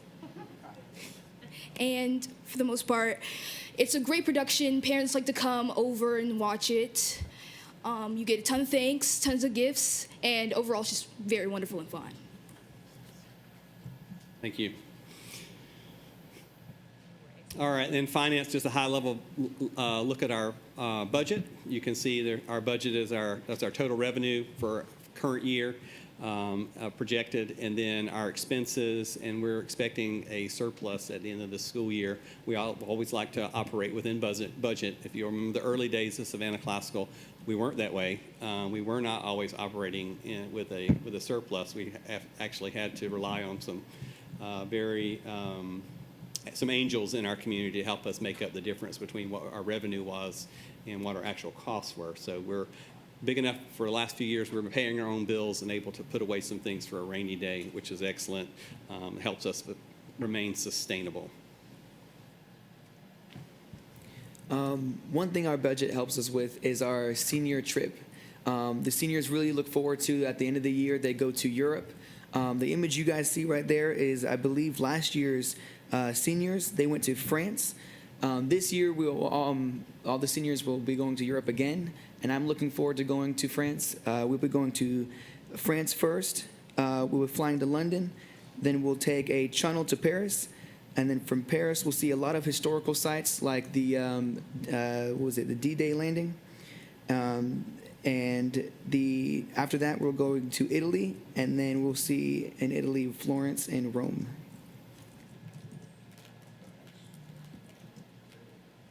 All right, and you asked about priorities. That was one of the last times I was here a couple years ago. So these are our priorities is student learning experiences you just talked about. So every year we mapped out for the first time this year, every grade level have what we call hallmark experiences, and they'll do those same trips every year. So one level you're like, well, I'm going to see New York this year, but next year I'm going to Washington, D.C. or whatever it is. So they know those hallmark experiences, and they work to look forward to those. And so that's part of something we feel really passionate about at the school, that every grade goes on a field trip. And it could be in town, across town, out of state. And you just heard Miguel talk about going abroad.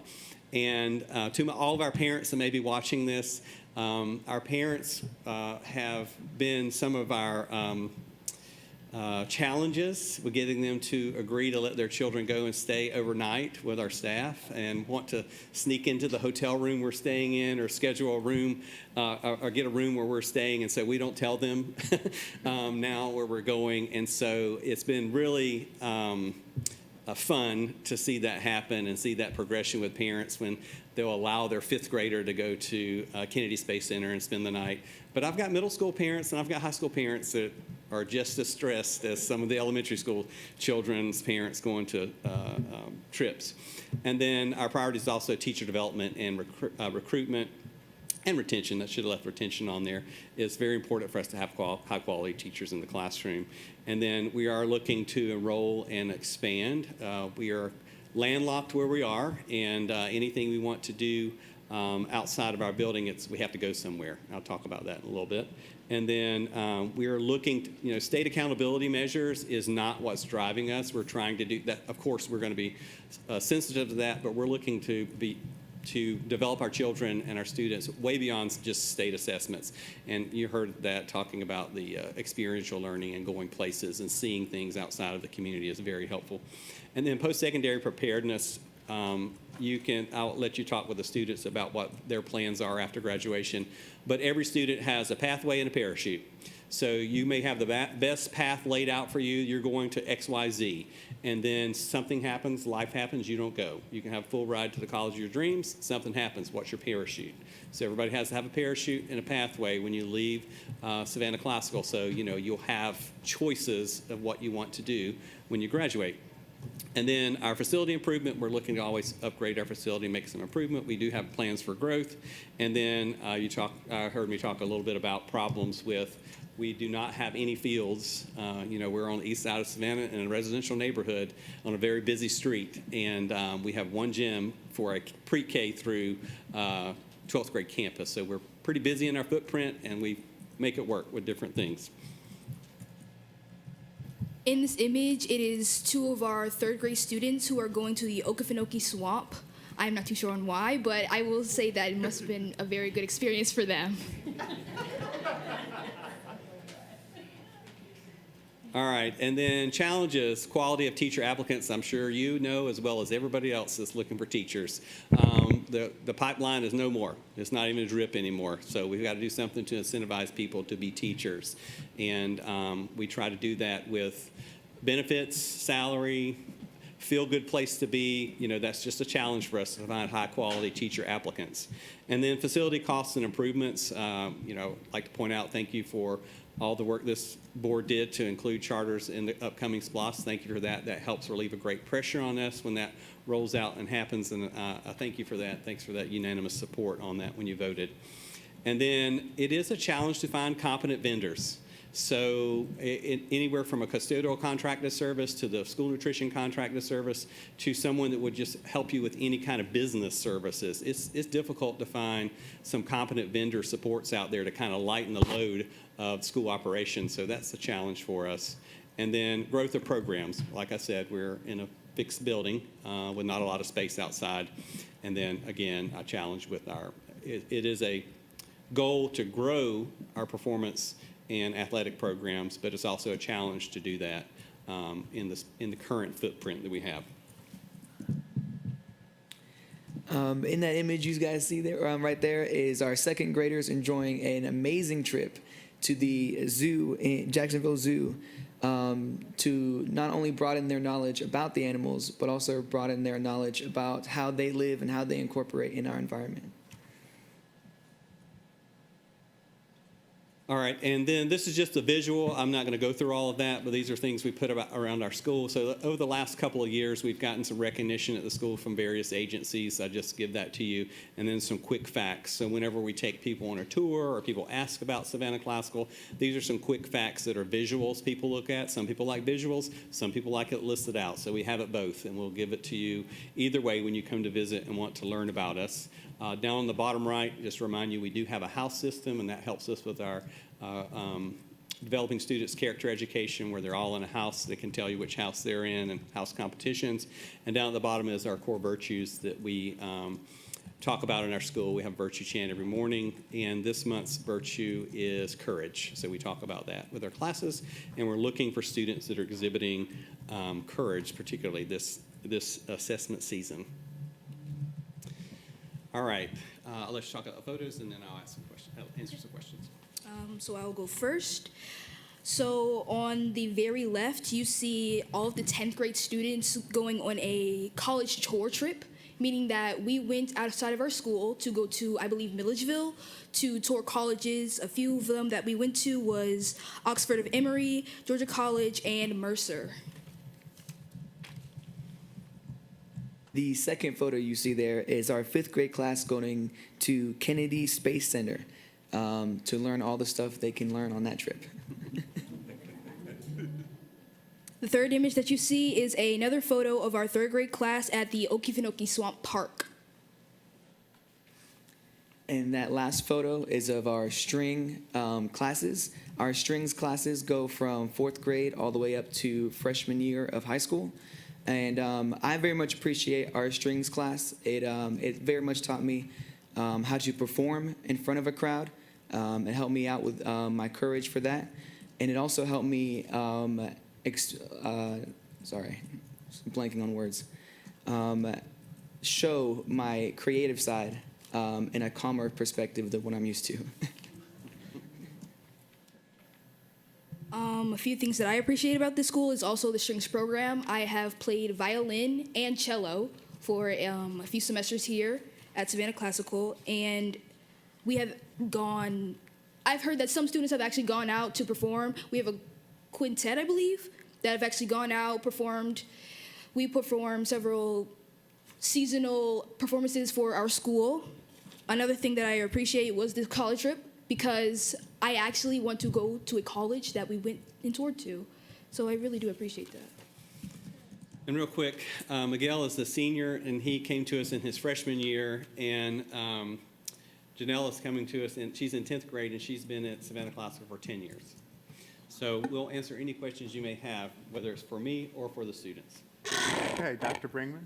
I just wanted to say thank you for your presentation, and I truly hope that you can hit your projected enrollment of 585 next year, so that will better meet the outline of your charter contract at 540 with a 15% allowable growth increase after 10th grade was hit, because I know that we always have a wait list for your school, so I'm glad that we're finally hitting the contract level of enrollment.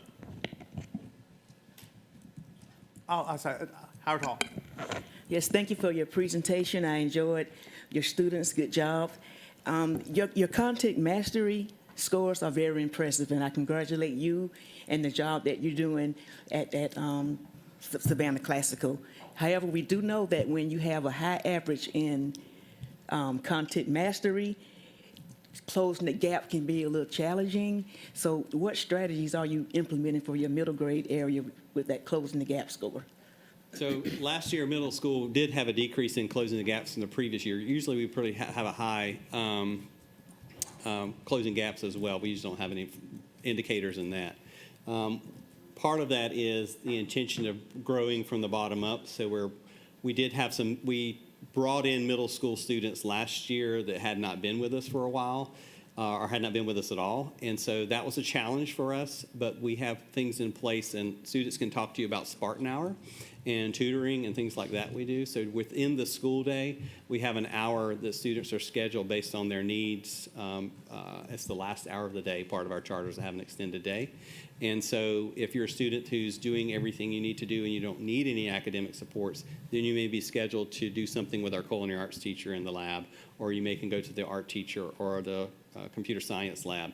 But if you're a student that's struggling academically in one or more classes, then we schedule you every 2 weeks where you need to be to get that extra support during the school day. And that's a very fluid movement of students, so you're not stuck there for a semester. Every 2 weeks we look at that, and we don't ask teachers for that. They have to have their grade book up to date to make sure we're picking the right children for enrichment and support. And so it's intentional to keep teachers' minds on their grade book, and students will help them if they are missing assignment that they took late or it's missing or something like that. So those are things we do during the school day. And of course, we have supports we send home with students. And also, thanks for sharing your incentives you're using for attendance, because I've never really thought about providing incentives for parents. I know we can't afford gas cards, and you did it for a little while, but just the thought of thinking of ways to be creative and providing incentives, not only for students for attending school, but parents as well. Thank you. Anyone else? Ms. Hall? I'm always very interested in what's going on at the charter schools in terms of what practices we could possibly bring over to the district, even if it's on a smaller scale. And I've always emphasized the importance of field trips, and I hear this all the way through your presentation, and especially intentional field trips. I've often advocated for including in our curriculum, every third grader in this district will go to Massey Heritage at least, every fourth grade. And I think that's the only way that it can work, is that we involve it in the curriculum so that it's not up to whether a particular teacher or a principal thinks something is a good idea. So thank you for bringing that, because that's going to put me back on my soapbox again about it. Thank you. Dr. Hoskins-Brown, then Ms. Campbell. Thank you. Thank you very much for your presentation. You all did an excellent job, and Your metrics are really impressive. It shows that your formula is very robust. So I just had one simple question and one more probing question on the data. Everything is awesome, and you have one red flag. So what is it on the board governance piece that you're needing to work on? So that was for the previous year. So we're not red anymore. Okay. If you look at the current one, that we had one board member who didn't meet all of her hours for training. That was a year. training, okay. It was a training, and so our board has really addressed that, and they're doing more than they need to. I know they hated that. I know they hated that. Yes. Thank you. And then how do you choose your colleges each year that you're going to visit? The school counselor and I work on that with them. They do survey some students Okay. On what their interests are, and we try to, right now we're looking, they're all in-state because many of our students, now we have some, we have a student went to LSU last year, but many of our students are looking because of Hope Scholarship. Georgia does a really good job of putting a net over graduates with that Hope Scholarship, and so that's how we're focusing our trips. We're in-state, public and private. Okay. Is there an opportunity to leverage any of your board relationships with their alma maters to create connectivity for other schools? The Georgia College connection was an established connection through a connection with the school that started, and so we do use either, like I have a colleague as well. She graduated from Georgia College. So we look at our staff who has connections, and then we look at our community people as well that have connections to help us with those. And then students, when they're dual enrolled with us, they self-select which college they want to go to, and then we use those liaisons as well, the college liaisons. We reach out to them. Okay. Thank you. Ms. Campbell? Thank you for that presentation, and thank you to the students for coming and making this a little more exciting. I just wanted to say that as someone who has toured Savannah Classical and witnessed life there on a day that no one necessarily knew we were coming, and we could talk to students kind of on the fly in the hallway and, see how things were going, it is truly a remarkable place. The picture of the stringed instrument concert, I listened to that, I believe, on Facebook, and it was absolutely beautiful. And when you think about the ages of the children that are doing this, it's phenomenal what you've done. It's not just that you have good scores, but you have well-rounded, balanced children that arise out of this. And one thing to Ms. Hall's point about what we can take and maybe apply as a whole to the district, I think you guys have done a good job of setting expectations very high because you believe that kids can do it and you believe that all kids can achieve. You just have to set the expectation there, and if they don't, then you have some supports that come in to help them. But I mean, there aren't even locks on the lockers. The halls were quiet and calm, and I think it's great. I hope that all of us will go and tour and see what you have to offer, because I really think it's remarkable. Thank you. Thank you. Ms. Grabowski? Thank you for the presentation, and thank you to the students for being here. Always great to hear from students. I'm going to join Ms. Hall on her field trip soapbox because I think that those experiences are so valuable. I remember going on the train in 5th grade to DC, and that's a memory that I'll have, the rest of my life. So I would love to see how we can integrate that into our programs. I did have a question on the student enrollment. What did you say your enrollment was at the beginning of the year? At our October FT count, it's either 435 or 436. Okay. What do you attribute that change to and the change in the numbers? We have 4 students that went through a tribunal process and were not allowed to stay. Okay. And then a remainder of those, it could be move out of town, move back to their zone school, or move to out of state. We have all of that. Right. We do have a transient community within Chatham County. We're a little higher on our transient number than the district, but we're small, and we're hoping with what we're doing with our enrollment is by growing from the bottom, that students are growing up in those expectations and they will stay versus bringing in a child who in middle grades or high school who have a different experience, and it may not be something they're wanting to stay in. Yeah, so certainly understand that kind of philosophy that, understanding the way the school works and the value and over time. So were there only 4 students then that kind of had to leave that didn't want to, and the others left by external or self? Yeah, this would be a Choices. parent withdrawal Yeah. for whatever reason. Okay. They withdrew them. Okay, thank you. Mr. Kachmar. Yeah, I'd echo the comments on great job on the presentation. Students, glad to see you here and presenting. And also, the schools has done some remarkable things, true charter approach. And we've said in the past, I wish we were paying more attention to what this school has done to implement some strategic learning initiatives that we can transform into our district. So the scores are great, well done. Keep it up. A few questions on your income. Is all of your income from the state of Georgia and local revenue, or do you have other income sources? We have all that you see, we don't budget anything other than state income and local income and federal income. So anything that any traditional public school would do is what we budget. That's what's listed as our revenue and for our budget. We do have some parents that give donations to the school, and there's community members that donate, but they don't donate to the school. They donate. We have a third-party separate entity that's the Savannah Classical Academy Foundation, and the foundation goes to work to raise money to support the school. And unless it's a designated donation, those donations are helping to pay down the debt service on our building. So currently, Savannah Classical pays $42,000 a month in a lease payment. It's a triple net lease. So we carry all the costs, and the lease payment has about a $10,000 difference in the actual cost that is required in our lease to pay as a principal payment.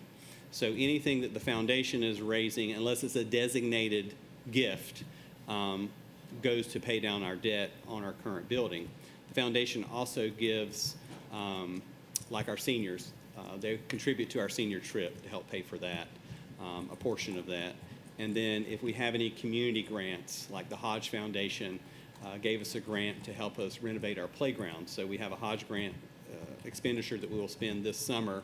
It was $52,000. The school is going to spend about $162,000, and $52,000 of that will come from the Hodge Grant Foundation, and the rest comes from our budget. So, good question. So is all the income either to the school or to the foundation, is that disclosed in the reports that you send us every year? No, the foundation budget and funds are totally separate organization. But anything that we would expend, like when we do our DEO 46 report, the end of the year report that the district sends up to the state, that accounts for any revenue we receive from any donation. So if we receive any direct revenue from the foundation, it is included in our annual report. But the indirect expenditures are not, is what I'm hearing. Like example. If they're funding a field trip. No, they all that, yes, because they don't pay for anything for us. It all goes through the school. It all goes through the school. So any money from the foundation or any other external income is going to be in that report? Right, it's in our audit. If you look in our audit reports online, any donation money is recorded that way. Got it. And then picking up on some of the questions about enrollment, I would echo Dr. Bringman's comments and some others from past years about your enrollment has historically been under your charter. So efforts to get up to what your charter allocation outlines, I think are welcome because of the waiting list and because the school has done such a good job. And if we have to adjust, those numbers because of space limitations or just square footage usage, let's have that conversation. The other question I have is, Ms. Grabowski was asking some questions about your current enrollment. I'm concerned there are a few charter schools that have a very high number of students who withdraw and go back to their local district school. And Savannah Classical is one of those schools. And we've had this conversation previously. I guess my question is, have you dove into the root cause of why? Why so many why you have so many students who withdraw and go back to local district schools. And these are not transfers out of state or, but they're leaving this school. And I'm going to ask the same question of several other charters. They're leaving and going back to district schools. Is it inability to follow school rules? Is it something else? Have you dove into, the root cause of those numbers? Sure, and we have the information as why the parent is telling us they're withdrawing them. And if you look at our enrollment history, early on, we were stopped. We couldn't enroll children because of probation we had several years ago, and that hurt us. And then COVID happened. We were open, and we went up. And then the schools opened back up, and we went back down. Parents went back to their neighborhood schools. And then transportation was pulled from charter schools, and that stunted us too. So we're on an upward trend, and I believe that we will get to our cap close to, which is 640, by the time we end or get close to our charter renewal, and we're intentionally trying to do that. So that's to answer those questions. And then as far as students, if we bring a child in upper elementary, not as so much, but past elementary school, those students are struggling. They're having a difficult time when they come to Savannah Classical after being somewhere else for a period of time. And it could be due to the culture and expectations of our school. It could be to the academic standing of the student, and the parent decides to withdraw. And then we have parents withdraw, hey, I'm moving, I can't do the transportation anymore. And those are typically the two reasons that parents withdraw from us. Behaviorally, most of the time if a child comes to us and there are behavior concerns, we're able to work through those through continuously meeting with the parent and talking with them and working with all the supports we have. Typically, we can work with that. It's the other things when the parent says, I can't do it anymore, or they're afraid their child is going to be retained. And if a family feels like their child is going to be retained because we have a very clear promotion policy, they will withdraw and go to a different school. Okay. Anyone else? All right, so thank you very much. Thank you for maintaining the high standards that you do. I have seen a lot of your kids, and high standards matter. Thank you very much. Thank you. Who do I have next? Next, we have Susie King Taylor.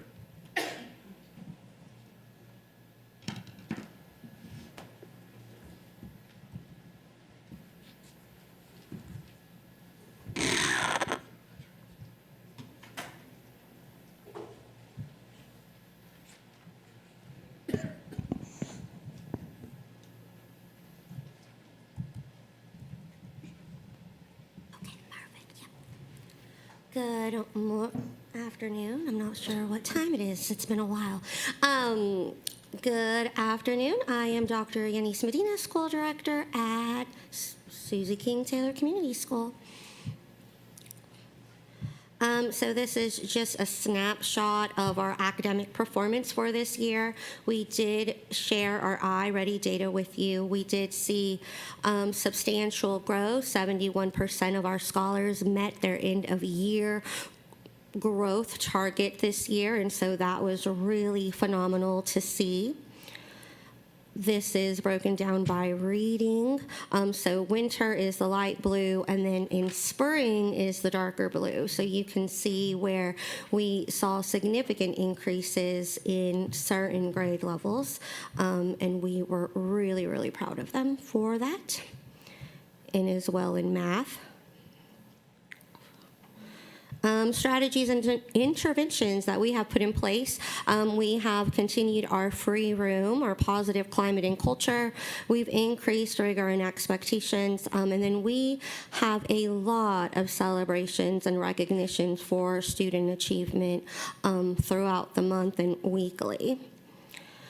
So our learning environment is place-based learning. We provide meaningful field experiences to our students.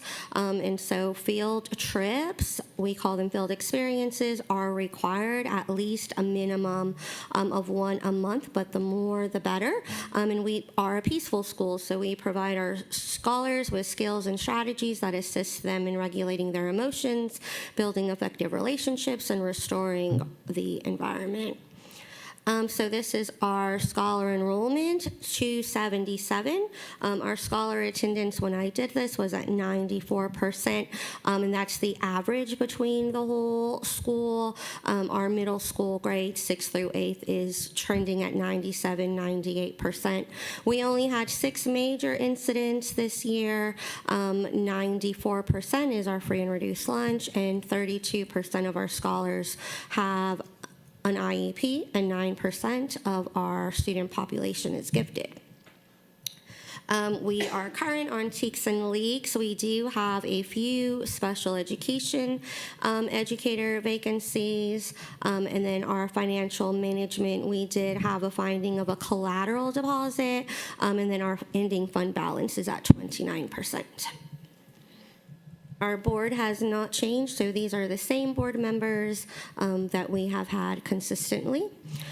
So major challenges and priorities for next year. One of the main goals that I had was for Susie King to have our own food and nutrition. So that is something that we have been able to do and will start in August. And then we are continuing our standards-based classroom, changing our report cards to mirror standards-based grading. And then we have partnered with Ignite to do implementation of that in our lower grade levels. And then the continuation of our SEL and behavior support. And then continuing with our family engagement, we have a really high percentage of parental satisfaction, and so that is something that we will continue focusing on. Any questions? Dr. Bringman. And I'm just going to ask the same question of all three. Your charter contract calls for 336 students. Do you have a wait list currently? Yes. Okay. Is there a reason why those parents are being denied the ability to go to a charter school? Well, right now, because it's May. But no, we work through the wait list every year, and so we add students as we get them, just like... So at the beginning of the school year, you were closer to the 336? We were at 301.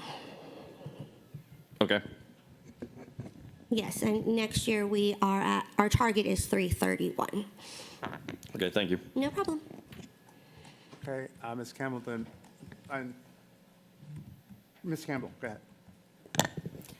Did you just say that you were changing your report cards to be closer to standards-based grading? They will be standards-based grading. What were they before?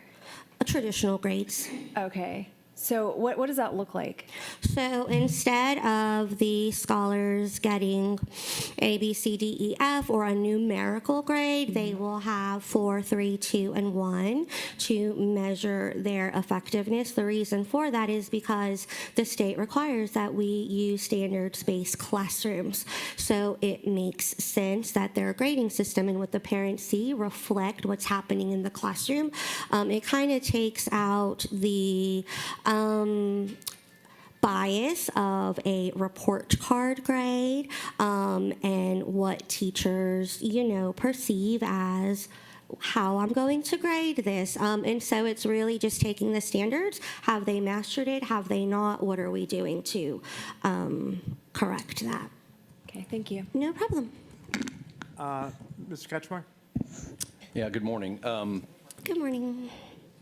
I've been on the board since you all started. You've been through a lot of ups and downs. There seems to be more stability there in the last couple of years, so I'm happy to see that. I'm going to ask the same question I asked Savannah Classical. Like Savannah Classical, Susie King has a high number of students who withdrew the last few years and went back to district schools, including a high number of students with disabilities and homeless students. Why is that? Do you delve into that data to figure out if it's something going on with the school? Is it parental or student alignment? I'm just concerned about that high number. Sure. So a lot of our scholars, we retain them for the most part. Once our kiddos are there, they really don't want to leave. I mean, it's the happiest place in Savannah. One of the, I guess, concerns or things that we do see is transportation. And so we were really lucky to be able to collaborate and partner with Kelly Tours. And so we have hubs and stops and buses. But sometimes that is not enough. Those hubs don't work and the timings don't work and things like that. And so they will pull them because of that. Another reason, like Barry said, when we have scholars who transition to Susie King and you have such high expectations, or you have scholars who come in with behavior concerns and they really don't have the ability to process their emotions in a healthy way or manner, and we've already tried XYZ, sometimes the parents are like, you know what, we don't want to do this anymore. We're just going to go back where we're not being called 37,000 times. And that's not all of them, but sometimes we do get that pushback where, why do you keep calling, or why is this a thing? And so we are really invested in our families. We probably over-communicate, and sometimes that is off-putting. And so they pull their kiddos for various reasons. Anyone else? Thank you very much. You're welcome. Y'all have a fantabulous day. Next, we have Tybee Maritime.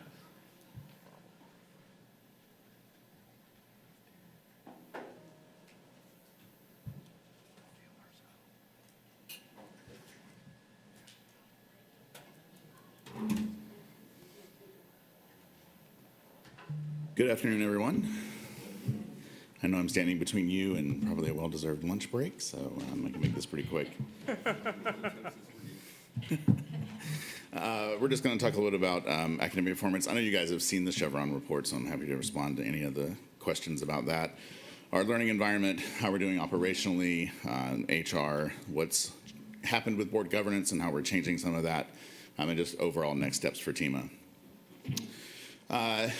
We have our GMAS results from the end of the year last year. We're also very encouraged by the preliminary data that we're seeing for this year. We have really tried to lean into what are the things that are making us or helping us see so much success. When you have a place-based curriculum and you want kids to problem solve, one of the things that's truly required is that we focus on their literacy. So actually, a couple of years before everyone started talking about science of reading, we got our colleagues together and we really provided an opportunity for them to share with us what they really felt like they needed. And so we adopted Wilson Foundations. This was during that odd year where some folks were in and some folks were not during the pandemic, and really developed what we thought would be a great early learning expectation for students related to literacy. And we've seen a lot of fantastic yield for that as students have matriculated through. We have done a lot of really great work with math. I think I'm most excited about what we're going to see with our math scores as we continue implementing problem-based learning, looking at how we do that through neurodiversity. I have some colleagues that are particularly working on some white papers when we have guests visit. And again, I'd remind everyone, we're the only full program K-8 STEAM school in the state of Georgia. And so when folks visit us, they're like, well, where do you keep your special education kids? I'm like, they're right here. They're in and among everyone else. And so it's important for us to provide that sort of clarity for folks that come to spend time with us, that all students can learn and access learning in this way. We started student-led conferences. We continue to tweak that, but it is very nice to see students give presentations to their families alongside their peers about how they're learning and why that has value for them. We have an incredible colleague who was a district finalist for Teacher of the Year. I'm grateful for that recognition. She has done exceptional work in the area of data science. And then we also were able to hire another colleague that also very steeped in research, looking specifically at the AP process of how students can access sharing their learning through the methodology of research. And so they are collaborating on codifying that so that we can have that implemented in some new spaces. And of course, targeted tutoring is very important for us. Speaking of teachers, we're very fortunate. I have some incredible colleagues. When we look at those things that help prevent burnout, one of the biggest things, obviously, is allowing the opportunity for voice and collaboration. And so we specifically design opportunities for our colleagues to work together, to share and learn from each other. The leader in residence role was very nice for us to talk about what pipeline is needed for leadership. As I've shared with this group before, yes, we have a teacher shortage, but we also have a leader shortage. So we need to create opportunities for colleagues that might be interested in being a leader in education to do that. We have seen a lot of external folks come in and spend time with us. Over the last year, we've had over 100 guests come in to learn more about how we teach and students learn, and I would like to say that a majority of that has actually been Savannah-Chatham colleagues that have come in to see us in action and to ask questions and kind of kick the tires. And then we're continuing to grow our collaborative partnerships with local colleges and universities and look for opportunities to extend into areas of research, but also in designing times for potential teachers and prospective folks that want to work in schools to come to campus and walk alongside us, so that's a very real opportunity. We do pretty good with our attendance. I'm sure some questions might be forthcoming. I'm going to take a different approach and say that I think a lot of the reason that we have strong daily attendance is because we have engaged kids with great instruction in the classroom. We have intentional engagement also with our families, monthly parent plug-ins where parents get to come and spend time. And we have an opportunity for them to tell us what they want to know about each year, but then we open up the floor and they can ask anything of the executive team about what's happening at school. We have end of quarter showcases across our grade levels, and specifically we have one in 7th and one in 8th that are coming up pretty soon. You guys are certainly invited to attend if you can. We have a family engagement committee that is specifically looking at ways that they can keep families engaged with what is happening at school. You guys might have seen, we've been in the media recently, and so a lot of that is parent-driven. And of course, that targeted remediation that we do to help close the gaps. What are we doing specifically to provide support for students that may be struggling? We do that in a multitude of ways, whether it's specific to what's happening for our elementary students or our middle grade students or school-wide. School climate is something that we're very excited about. I think climate and culture in a school is really the biggest determinant about why families choose us and why they stay. We have partnered with Front Porch, so a lot of the strategies that you hear about restorative practices, we take a different approach for that. We have an improv group come in and have students work through improv and work through some of those challenging conversations that they have as they, transition from early adolescence, those tween years into teenage years. But students learn and then they go out and share that. We call that part of our Upstanders program. We have Tybee Kind Week, which is a chance for our students to recognize the kindness that they value in each other. We have a parade for that. We have an LYP program, Love Your People, and then students actually in lower grades get a chance to be recognized by their classmates, and then in upper grades, it's more of a token economy where students get selected by their peers to be an LYP MVP, and they get a shirt and they get an opportunity, and kids recognize them during lunch. It's a big celebration. We're always looking for ways to be better at restorative practice. Conversations are challenging, but everyone needs to be able to do that. So we look for that, even when students struggle. One of the ways that we do that is through a signal system. So typically what the school district might see as a level 1 offense, we actually shift all of that as part of our signal system. Before I was an educator, I was trained as a behaviorist, so I think every behavior has a purpose. Usually that purpose is communication about something that's happening.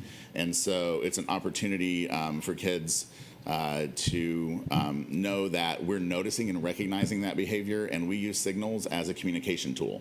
I don't know if it's a good indicator or not, but about 40% of our kids get signals because we try to make sure that we're informing parents immediately when students are not doing what is expected. But then we have this progressive way that we work through opportunities for them to correct that behavior, and we can come alongside parents. As you've heard me say before many times, parents are trying to be the best parent they know how to be. And if we're not there to provide education and support for them to do it the way that we need them to do it, then we can't talk about accountability. Theme and program, we talked about this already. We continue to be an Apple Distinguished School, and we're happy with that partnership, obviously.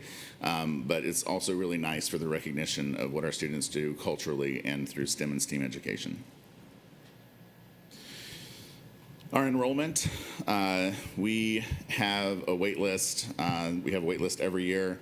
One of the questions I'll try to, preemptively respond to.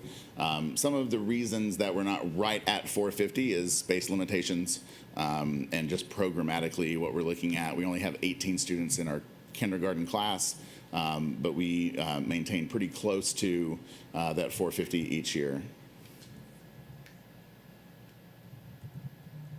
Enrollment and staffing is pretty stable for us. We have one paraprofessional vacancy that we have an interview for tomorrow. Fingers crossed. Financial management,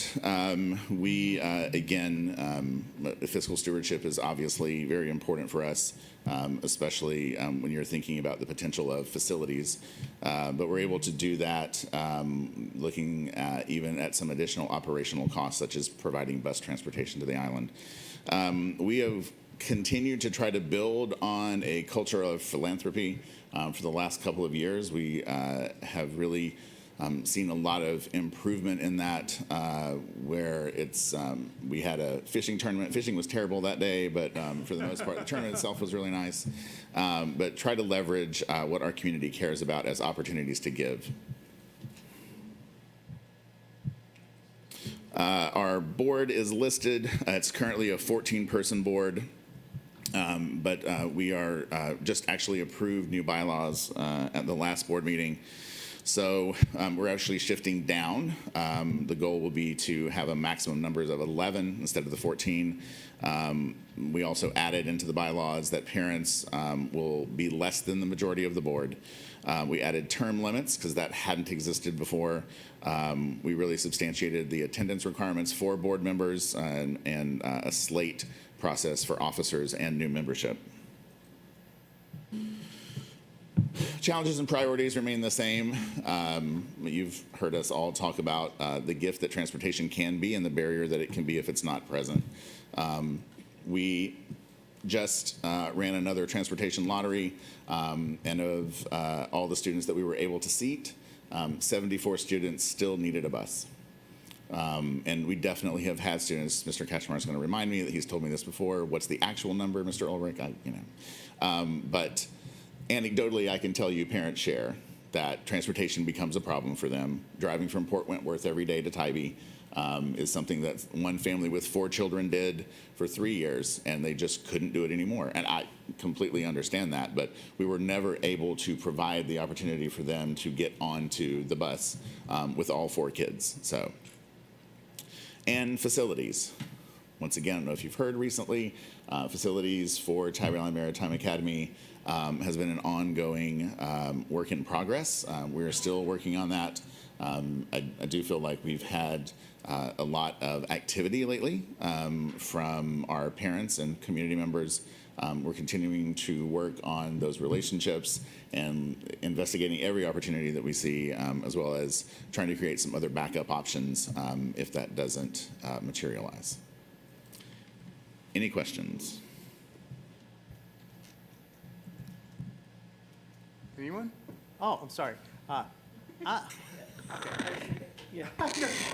I know he was neglecting the left so much he went left, and I'm totally okay with that. Okay. I just have a comment. Y'all, Dr. Hoskins-Brown. You're going to be extra today. I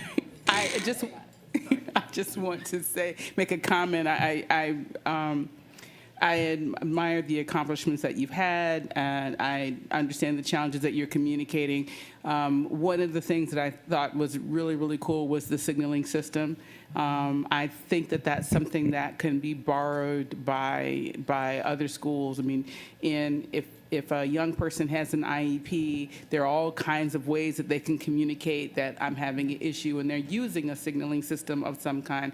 But I love the fact that you're using it as a communication tool for all young people, and that you are, again, just seeing it as a behaviorist, seeing it as a way to communicate a need or a concern or something like that. So I really admire that. I hope others will pick that up as a tool.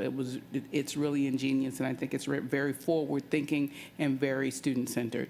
Thank you very much. I also forgot to give you additional support in the area of field trips. So all of our students, one of the things I was able to do when we negotiated this contract initially with Kelly Tours was also say, as part of paying this expense, I would like all of our students in every grade level to have an opportunity for a field trip every month. And so it is based on what they're doing with their problem-based learning units. It is absolutely connected to what's happening for them academically, and experiences in learning happen way outside of the classroom. And so I just wanted to add that endorsement. I know that you and Ms. Hall both had talked about, and maybe Ms. Grabowski as well, the value of having students take field trips. And I would even say that part of our fundraising efforts have specifically always been set aside for scholarships for students, that if there's a barrier for them to go that is related to finances, we always make that happen because this is academic. It's part of their learning. Ms. Grabowski. Just a quick comment. I always appreciate your focus on culture. Every time you present, that's a major part, and I think that's a huge part of your success, clearly, so thank you for including that again. I think the signal system is probably something that you also implemented at STEM when you were there. It is. So as a parent who has worked with that system, I will say from a parent experience, it works really well, just like Love Your People, which also remains at STEM. So a little bit of that legacy has been left in some of our district schools, and I agree that I think there are a lot of opportunities for us to take some of these best practices and implement them. So keep up the great work. Thank you. Howard Hall, then Mr. Katchmar. Yes, thanks for the presentation, and we do understand the transportation issue. We, at one time, ourselves were neighbors, but after you got that position on the island, I'm quite sure you had to move away from Port Wentworth. That's quite a commute. It is.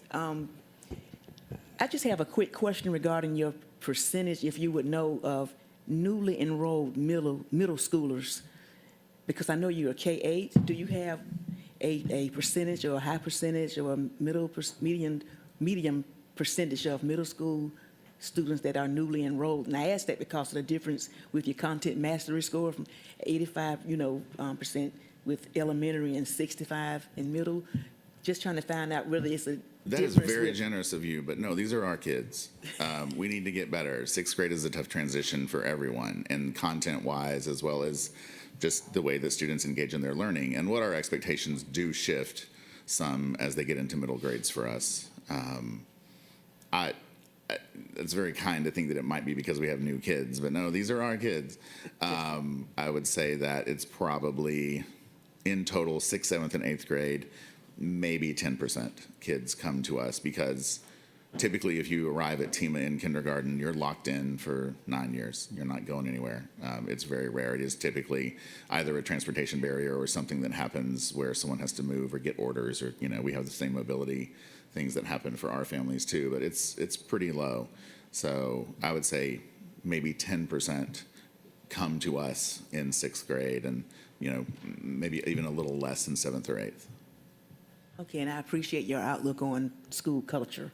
Thank you. Because that really makes the biggest difference in educating our students. Thank you. Katchmar? Yeah, thank you for your presentation. Like Savannah Classical, you all have done a great job of establishing and implementing culture and expecting high standards and meeting them as well. Your academic scores are very good. So congrats. And like I said with Classical, the more we can learn from you as a district and incorporate into what the district does, the better. I appreciate all of our charters are pretty open to collaboration. I think we have to be more open to implementation on some things as well. I also wanted to commend you. The number of students who withdrew from Tybee and to go back to a district school the last several years has been very, very low in comparison to the other two presenters this morning. And I appreciate what you said earlier about working with what we have and trying to help make these kids successful. I do think you have more families, though, who don't choose Tybee initially because of the transportation hurdle. It's easier to try to get to Midtown, the middle of the county, as opposed to Tybee. But I know transportation remains an issue, so I'll just say again, generally, that's a focus for me for this year's budget for choice and charters. And then I'm going to repeat what I said at our East Blost meeting earlier this year. Tybee's site issue is an existential crisis for the school. Their lease will be expiring. They have nowhere to go. And part of it is, frankly, I think their fault. Part of it is not their fault. There's a victim of circumstances as well. But at this point, it's not about finger pointing. And I'm not saying it's our fault either. It's nobody's fault other than we need to try to support the school and find them a new location, whether it's through existing district properties that they could utilize, whether it's through helping with bonding or other resources. But I'll repeat what I've said privately to Tybee board and Tybee community people, and I've said at board meetings. This board, the school district board, can't act without a good proposal and plan in front of us. But I would hope that if a proposal and plan is put in front of us, that we will collectively act quickly to try to help maintain the great progress the school has made and the impact it's made in our community, because there are lots of families that really benefit from the school, and we need to do what we can to help them continue. Thank you. All right. Anyone? Thank you, sir. Thanks, everyone, so much. All right. I will now accept a motion to go into executive session to discuss stuff. Been moved and seconded. All in favor? Let's see.